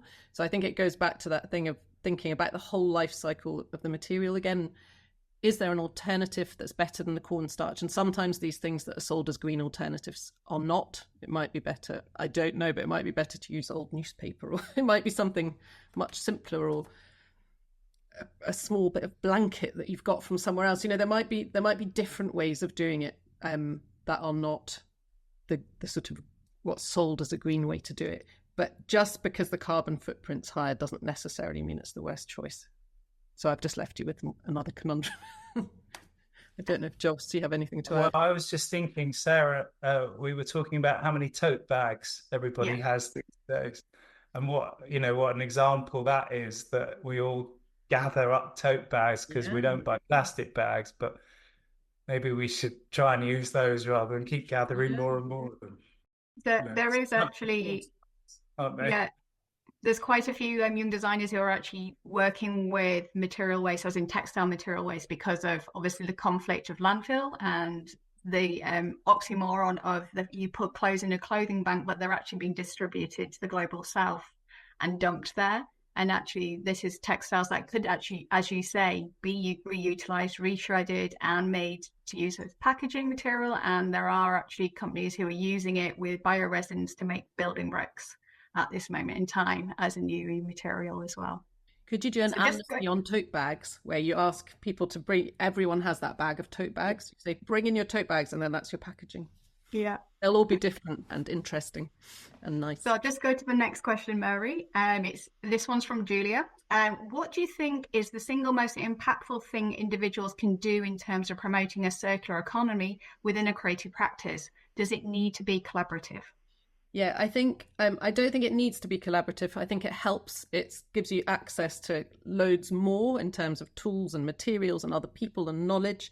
I would say the single most best thing you can do to start with is kind of mapping out, right, what's everything coming in to the practice, the energy, the materials, the tools, everything that I'm bringing in, and what's everything going out, and what can I change in that middle gap. It's kind of just really understanding that flow of materials through your practice and trying to stop the areas where they're coming out at the end as waste.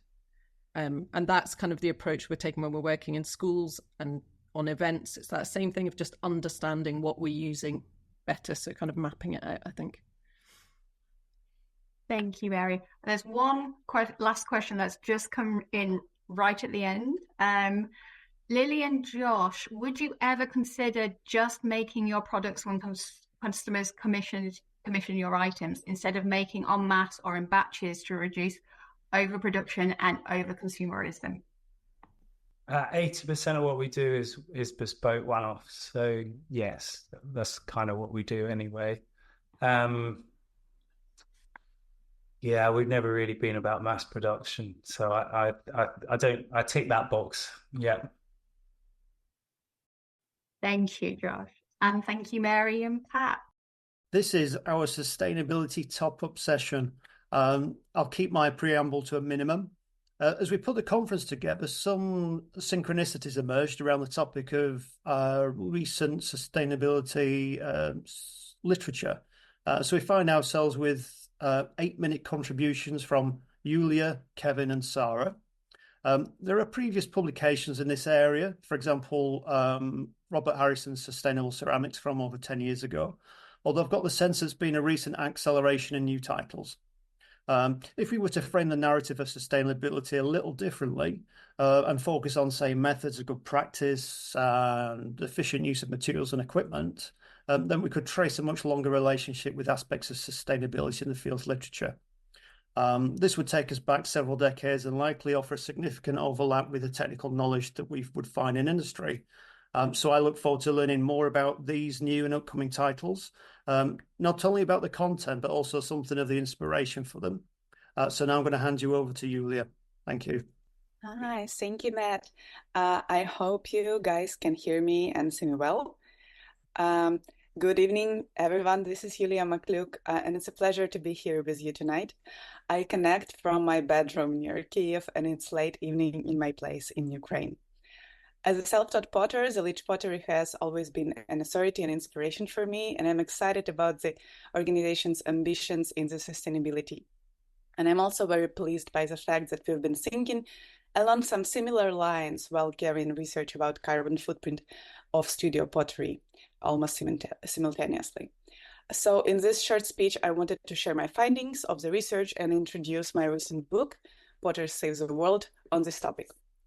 So before turning to pottery, I graduated from Masters in Ecology and Masters in Social Change, and I worked for various environmental organizations and was active part in the international youth climate movement attending conference of parties and organizing grassroots campaigns.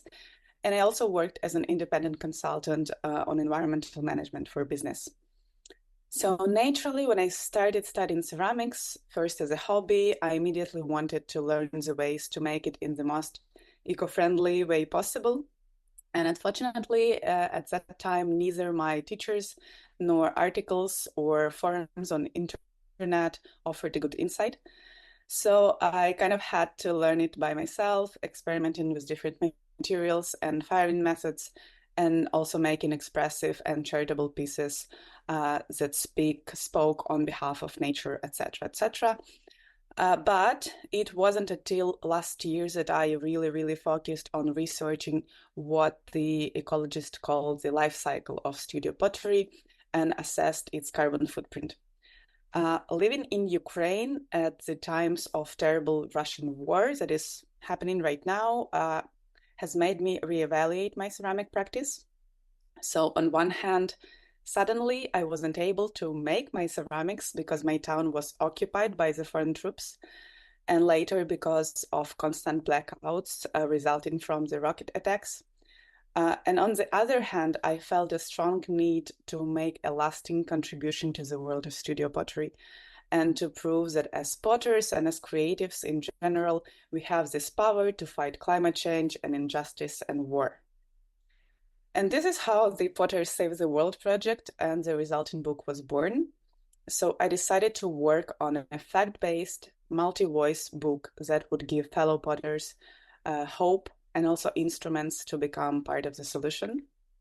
So I carefully collected data among the types and amounts of materials used in studio pottery, their origins and how they get transported to the studio.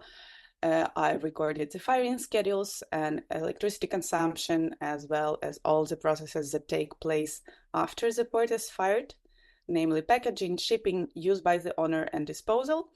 And this information allowed me to create the life cycle diagram of an average handmade mug and calculate its carbon footprint. So within my assumptions and the data I collected, it proved to be almost 2 kilograms CO2 for a regular mug production, or 7.5 kilograms per full life cycle that included all the stages. And after that, I assessed several alternative scenarios, showing how small changes in pottery practice could increase or decrease the carbon footprint by 2 or 3 times, which is a significant change. Even more, with some serious adjustments, it is possible to produce ceramics with almost 0 carbon emissions, which I think is kind of inspiring. So doing this work allowed me to identify the so-called hotspots, or the processes that contribute the most carbon during the mug's life cycle. And unsurprisingly, they were firing, packaging with plastics, international shipping, and washing the mug by its owner. And once I knew that, I was able to look for alternatives for the stages. So the ways to make the hotspots not that hot, if you know what I mean. And I tested them and made tutorials about them and shoot videos about them and included them in the Potters Save the World book. But it's not just my experience and knowledge, because for this project, I was honored to be able to interview 12 sustainable ceramicists from all over the globe. So from historical Burley pottery in the UK, who were preparing for the environmental management certification, to the design startup in Ukraine that makes lamps and furniture with unfired clay. And also Sara, who will talk about her research in a few minutes, also agreed to share her knowledge for one of the chapters, which I'm really grateful for. So the book goes chapter by chapter, covering the carbon footprint, firing, materials, waste, studio management, and awareness raising. And from the feedback I get from the experts like Yuliya Galloway, John Breed, and Robert Harrison, who you mentioned earlier, as well as many other readers, people are enjoying its balance of hard data, inspiring examples, and easy to follow steps. What else? To wrap up, Potters Save the World, Learn to Make Sustainable Ceramics and Help Protect the Earth is now available globally as a paperback and electronic book, and it can be bought from Amazon or from my Etsy shop And it's also possible to order it from local bookshops in some countries too. And if you buy a paper copy, it's being printed on demand and shipped to you by post. Or the electronic version is delivered instantly to your Kindle, smartphone, computer, tablet, whatever you have. If you're interested in following my experiments in sustainable studio ceramics and how-to videos of some techniques, you are more than welcome to follow me on Instagram, Facebook, or Patreon. It is called Here and Now Pottery, Here and Now Pottery, and I'd really love to see you there and maybe to exchange a few words about what you're doing as a potter or ceramicist or a researcher. And to finish this short presentation, I just wanted to maybe read a few sentences from the book that express my view on what we can do as potters. And it goes like this. Maybe making ceramics is not as harmful to the planet as drilling in the Arctic for oil or clear-cutting the Amazon forests. The changes we make to our craft practices can seem minor in the global balance of the climate crisis. Sometimes we potters can feel either guilty or powerless in the face of the tremendous challenges of today. I know because I often do. Still, I believe that artists and crafters have the power to change the world for the better. We as creatives have a unique superpower and a mission in the world to manifest a better future through our imaginations and our hands. And listening to presentations during this conference make me believe that this is all possible. And I'm really grateful for all the work that fellow artisans and researchers are doing for sustainability. Thank you so much. Yuliya, thank you so much. That was amazing. Much appreciated. I'm now going to hand over to Kevin. Quite interesting listening to everything that's gone on over the last 2 Mondays. And my book pretty well covers pretty much everything that's been said over the 2 Mondays. But much more from a potter's perspective in the sense of what we can do as individuals maybe to improve our practice.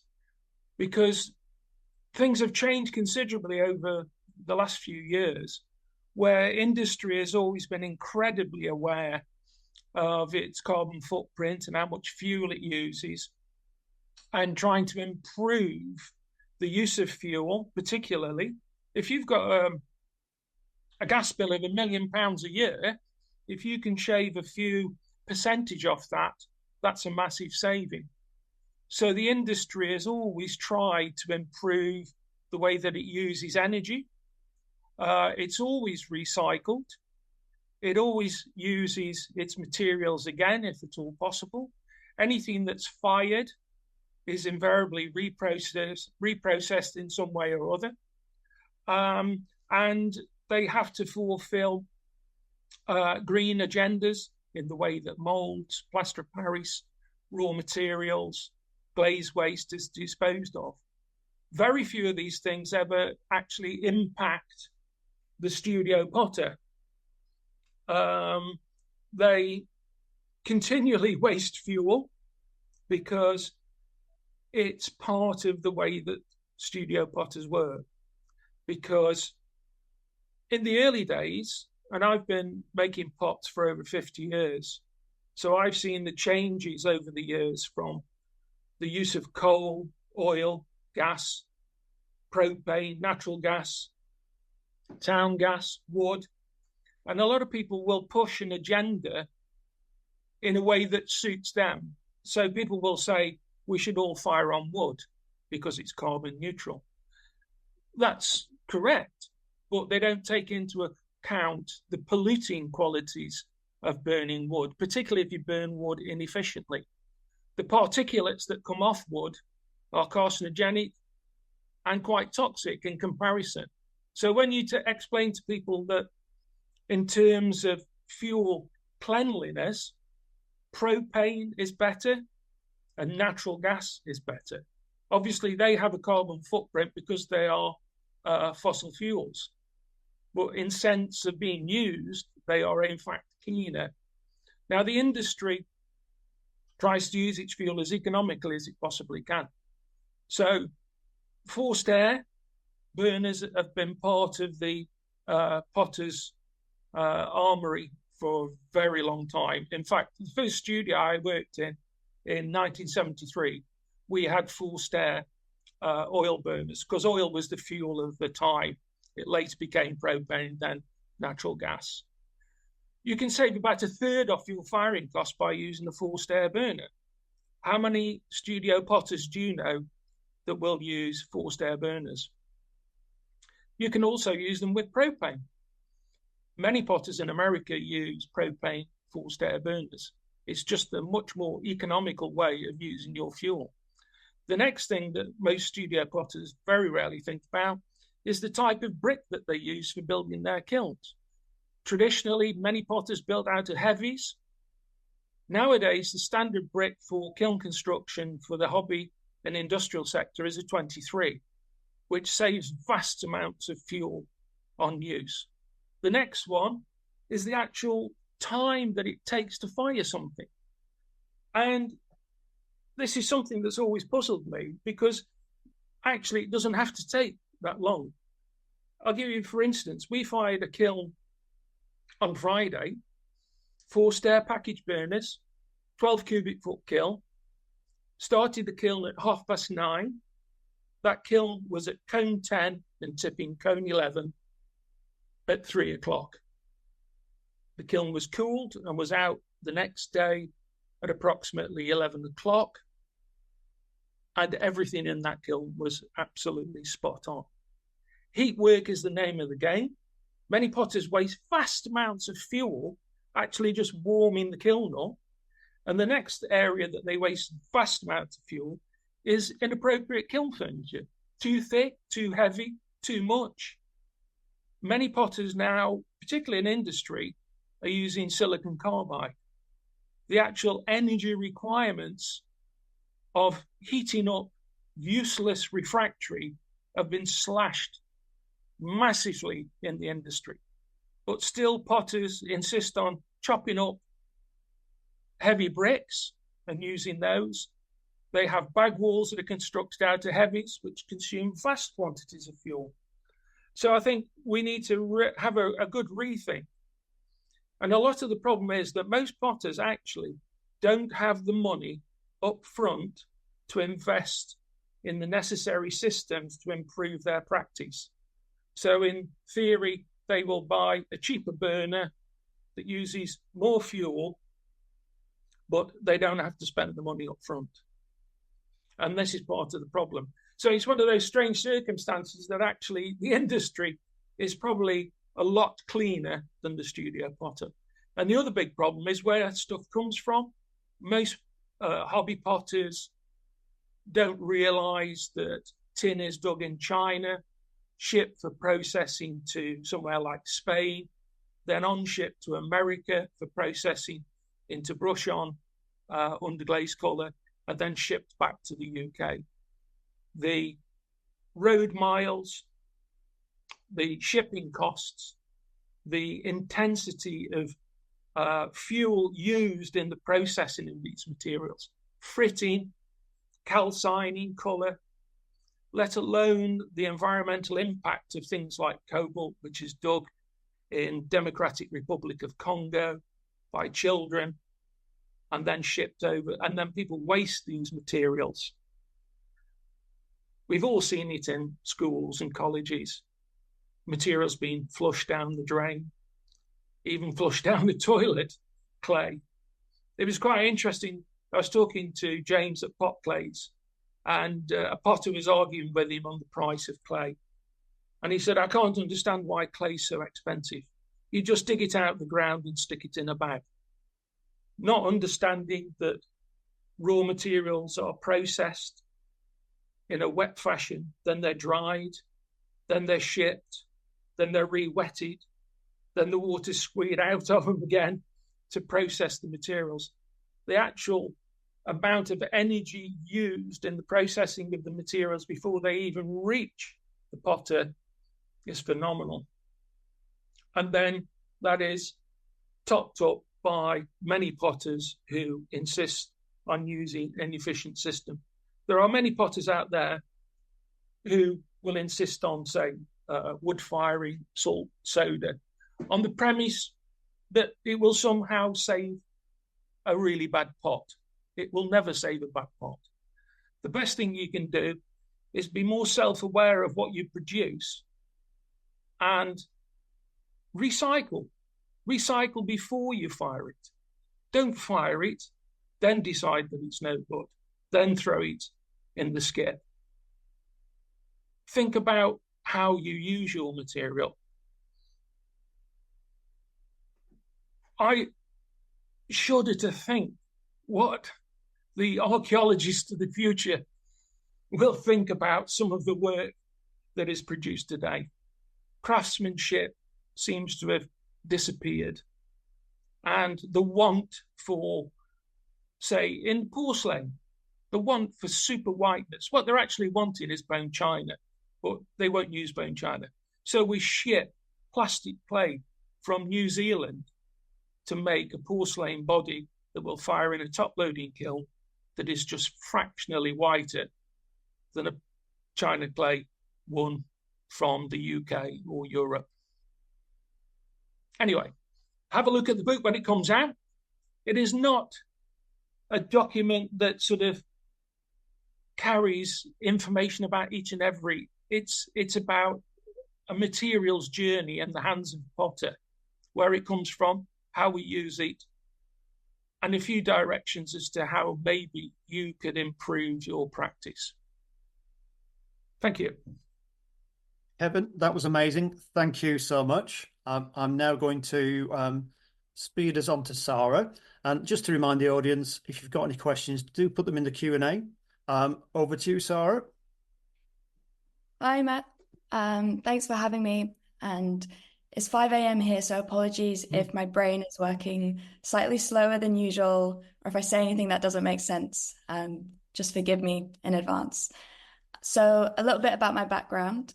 I studied ceramic design at Central St. Martin's, graduating in 2020. And in that year, I presented a tableware collection made from 100% industrial waste. And alongside that, I also released a small publication called Circular Ceramics. And this book basically outlined all my methods. It talked about the reasons why I went on to produce that collection and then exactly how I did it. And open source is something that I really believe in terms of making impact in our industry. And yeah, but we'll get onto that later. But when I was at university, even before I graduated, my mission was to make an impact on a bigger scale. And I wanted to preserve more natural resources and divert more waste from landfill. And it didn't feel like I could really do that as a standalone studio potter. And so I moved to Indonesia, which is where I am now. And I'm collaborating with a ceramic manufacturer called Kavala Ceramics, who make bespoke tableware for mainly restaurants and hotels serving Southeast Asia. And my main mission coming here was to build a local waste and material ecology for the factory. So being in Bali, majority of our materials that we use for ceramic production are imported. It could be from Japan, UK, China to make our clay body. And then our glazed minerals come from all corners of the earth. But I wanted to explore what materials were available within our local community that were destined for landfill or for our oceans. Unfortunately, in Bali, waste management is not something that has been well thought out by the government. There's no structure for people to follow. So a lot of our waste goes to one of 3 big landfills or gets disposed of in rivers which flow throughout the island and is also in everyone's backyard. So it's the easiest solution for most people. And so I've been working there as a sustainability consultant and designer, been working on the infrastructure of the factory, the education of the staff, and we've recently launched 3 new collections made from 70 to 100% waste. And I'm proud to say annually we're now diverting several tons of waste from landfill or ending up in our oceans, which has been by no means an easy feat. And we're also focusing on how we can utilize the factory byproducts. And we're still working towards closing the loop within our own factory. We still have waste streams that we need to address, but slowly we're putting those systems into place.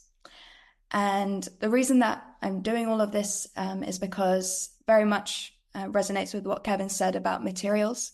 When I was studying ceramics, I questioned where these 30 plus glazed minerals that I had easy access to in my studio at university, and all 3 different types of clay. I questioned where they came from, how they got here, and the journey that they took, which Kevin will appreciate is pretty hard to trace back to their origin. As he said, a material might be extracted in Congo, it's exported to China to be processed, and then it gets sent to the supplier to be made up into glaze, and then it might have a few more stages before it ends up at our studio or our factory. And I'm fascinated by systems, the way the world works. I really wanted to unravel all of that and design a better system that was more efficient with our materials, where we were able to utilize local ingredients. And last week I was on a very remote island in Indonesia, and me and my friend we were exploring a gold mine, and we were just in awe of how that rock on that hill had been transformed and processed in a way which it means that we can communicate right now, or I could text Matt in a second. And for me, I have no understanding of that process and how that works. I still think Nokia bricks are incredible, and I could never understand truly how it works. But I wanted to figure out how the ceramics industry was operating and unravel all of that. And when doing so, it showed up all these issues with social issues regarding material extraction, whether it's the impact it has on communities from the dust created, or again, child labor, or how it has completely disrupted agriculture in certain communities. And so by doing so, I sadly got into all that nitty gritty, which isn't so exciting, and it's something that we're so detached from as consumers of these materials. And as Kevin was saying, it then angered me more, made me more upset when I saw these materials being treated as if they were infinite and disposable. And the book aims to share that story that is behind it, so we can appreciate these materials more, not treat them like the disposal items that they currently are. And there's a really great quote by the authors of Cradle to Cradle that says, "A final product contains on average only 5% of the raw materials to make it." So there's these 95% of waste from the byproducts of the material extraction or the processing that we never see. We often think about our own studio waste, but we don't think about what waste was created in order to get those materials there. And so when I came to Indonesia, I mapped out all the local waste streams of local industries, also local consumers, because it varies vastly from the UK waste streams and the way materials are treated here. And I work with industries like the stone and marble and granite industry, the glass panel industry. Here we work with NGOs that place barriers in the river to collect waste. So we use post-consumer glass, because unfortunately there's no recycling facility on this island for glass. And we work with construction, and we work with other industry waste, and we're slowly building up that library of materials that we can utilize, and they're slowly filtering their way throughout the factory to take up and replace more virgin materials that might otherwise be important. So the book, I'm not a writer at all. I'm very happy to disclose that. And I never thought that I would ever write a book, but it became the perfect tool to share the methods that I developed and allow others to also build upon it. So it's released under the Creative Commons license Share Alike, which is a really great platform which protects myself slightly as a writer and allows others to use the method widely. And they can even use it for commercial reasons.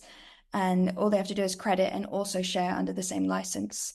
So there's a chain reaction of knowledge. There's been a great pocket of communities across the world that are adopting the methods and doing amazing research and further development with it.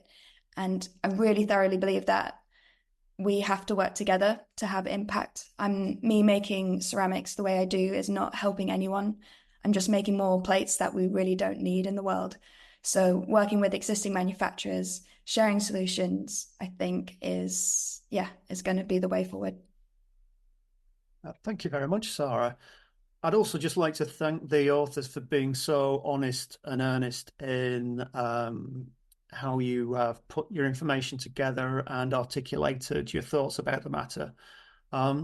So we haven't got any questions in the Q&A, but some sort of thoughts that are coming to my mind. And I'll just put all these questions into one chunk, and then maybe you could try to answer them or work through the questions which appeal the most. So how can we best support people to make changes in their practice in the future? In the UK, for example, we've got a very reduced educational community in ceramics. So how do we pull people together and share information? How can institutions like the Leach Pottery or Clay College provide support in this area? Those are sort of some of the things that are popping up. And obviously we also have all the technical information from industry, which possibly isn't getting through to the community. So they're kind of big questions, really. And we only have a short amount of time. So I can see Kevin is unmuted. So Kevin, does that suggest you might like to start? Our major problem at the moment is lack of education. I taught in universities for over 40 years. I watched the rapid decline in ceramic education. And even to the point where you've got heads of department who actually don't know much about ceramics and its process. I won't mention the university, but I've just been teaching part-time on an MA course. And the students there don't even pack their own kilns. They don't even fire their own pots. And they are heavily reliant on brush-on glazes. They have no knowledge of materials at all. And we've gone from something like 50 courses in ceramics in the UK to a handful. And you get the situation where recently I was talking to a group of undergraduates and I said, what is clay? And the answer from one student was, it's decomposed leaves. And that's where we are. They have no idea. They know nothing about where materials come from, how they're processed, what they're used for. They barely know the difference between a feldspatic glaze and a fritted glaze. They have no idea why we frit. They have no idea why we calcine. They don't understand the processes, the materials that go into it. All they understand is buying a pot off the shelf. And, I feel personally responsible because I was part of the team that actually introduced hobby ceramics into the UK. I tested all the first top-loading kilns. I tested all the first brush-on glazes that came in from America because ceramics was dying out and nobody was going into it. And all the companies that were suppliers realized this. And the only way that they could expand their business other than industry was to create a hobby out of it. And that's what it's done, And I'm also doubly responsible because I'm the guy who developed the throwdown, So I'm fighting on one side and I'm almost the cause on the other, So in some ways, I've made ceramics incredibly popular. But on the other hand, its quality has gone down the toilet, really, unfortunately. And there's ceramic as well. So I apologize most profusely. Why, thank you, Kevin. Yuliya, have you got any kind of responses to Kevin there? Do you have different perspectives? Well, I didn't have a privilege to study ceramics at the university, unfortunately, so I don't have that perspective. I'm the one who entered as a hobbyist, and the one who actually bought all those glazes in buckets and enjoyed them very much. But answering to your immediate question about how do we better share this knowledge, I've actually done a survey with my audience on Instagram and Patreon, asking actually, like, what is the best way for you to learn about sustainability techniques and approaches in ceramics and creativity? And I got two very distinctive answers. So like the most of the people answered that first, they want easy to follow tips. People want to learn like 1 to 3 steps of how to do something. And it is super challenging to explain sustainability and chemistry and physics of ceramics in 1 to 3 steps, but it is what people seem to enjoy most and learn from.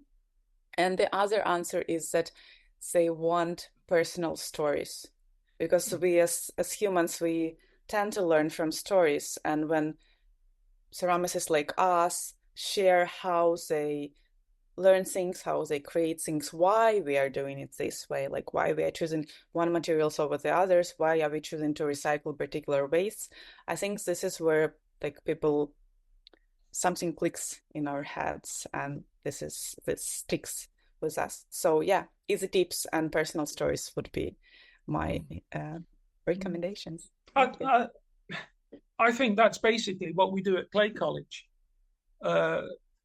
One of the biggest areas that in my career, most people ruin their pots when it gets to glazing. They don't know how to put it on, they don't know how to wipe it off, and they certainly don't know how much to put on and how to fire it. So most people live in dread, and any ceramics course of actually processing it through. Sort of all sense goes out of the window when they get to the glazing room. That's why brush-on glazes were invented, basically, to take that away. So my first objective when I'm training potters is actually to teach them the basic skills of process and the basic skills of applying glaze and firing them. So we have very little loss. Many potters, there are potters out there who, when they fire, particularly the wood firing group, they can have up to 95% loss in their kiln. And they will justify this because of the few pots that come out. But some of those pots will then have to be refired because they aren't fired properly. So many of these problems can be solved. And the industry solved many of these problems hundreds of years ago. You know, I've got a textbook here. This one, right? That. It's got 2 pages in there of how to introduce salt into a kiln to get the lowest loss factor. And that was published in the mid-50s. All you ever want to know about ceramics process has already been done. The problem is the industry doesn't share this with another sector. Now, this is exactly why David Leach came up to Stoke-on-Trent and did the Pottery Managers course. He came up to learn about the materials and the processing so he could take that information back to St. Ives to hopefully create a more profitable and viable business. Because you have to remember, when he came up in the 30s, Stoke-on-Trent was still firing kilns on coal. So for him to go back, the lessons that he was learning in Stoke, which his father never forgave him for because he hated Stoke, but he was able to take that information back and make their business much more effective. And this is what we need to do. We need to be able to share information. And unfortunately, the people with this information are getting few and far between. So this information doesn't filter down. So the knowledge is there on how to build an efficient kiln, how to use materials correctly, but it very rarely filters into the studio ceramics field. And it's full of mystery, and mystique. Kevin, thank you so much. Sorry. That's all right. Thank you for your answer. Before I go to the Q&A that we have from the audience, Sara, would you like to contribute anything to the conversation? Yeah, at Central St. Martin's, we introduce sustainability to the marking criteria. and that's from first year. I don't know if other unis do the same, but I found that helped the students at least consider how their impact of that tiny 2-week project was going to have in the future, and that created a space as well to have the conversations about materials, where they were coming from. But I think the challenge is how we access this information to the people who haven't come to this conference, to the people who wouldn't Google how to make low impact ceramics, and how we get through to those who are just starting up, and how we introduce this to those 4-week, 12-week introduction courses to ceramics, which whether they continue or not. But those are really the people I think that we need to get through to, and how we do that, I don't know. We just break into the lessons, I guess. Yeah. Thank you very much, Sara. So there's a question from the audience from John McKenzie.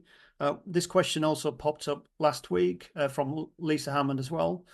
John asks, has anyone considered once firing as a way of reducing energy use, which is a very good point.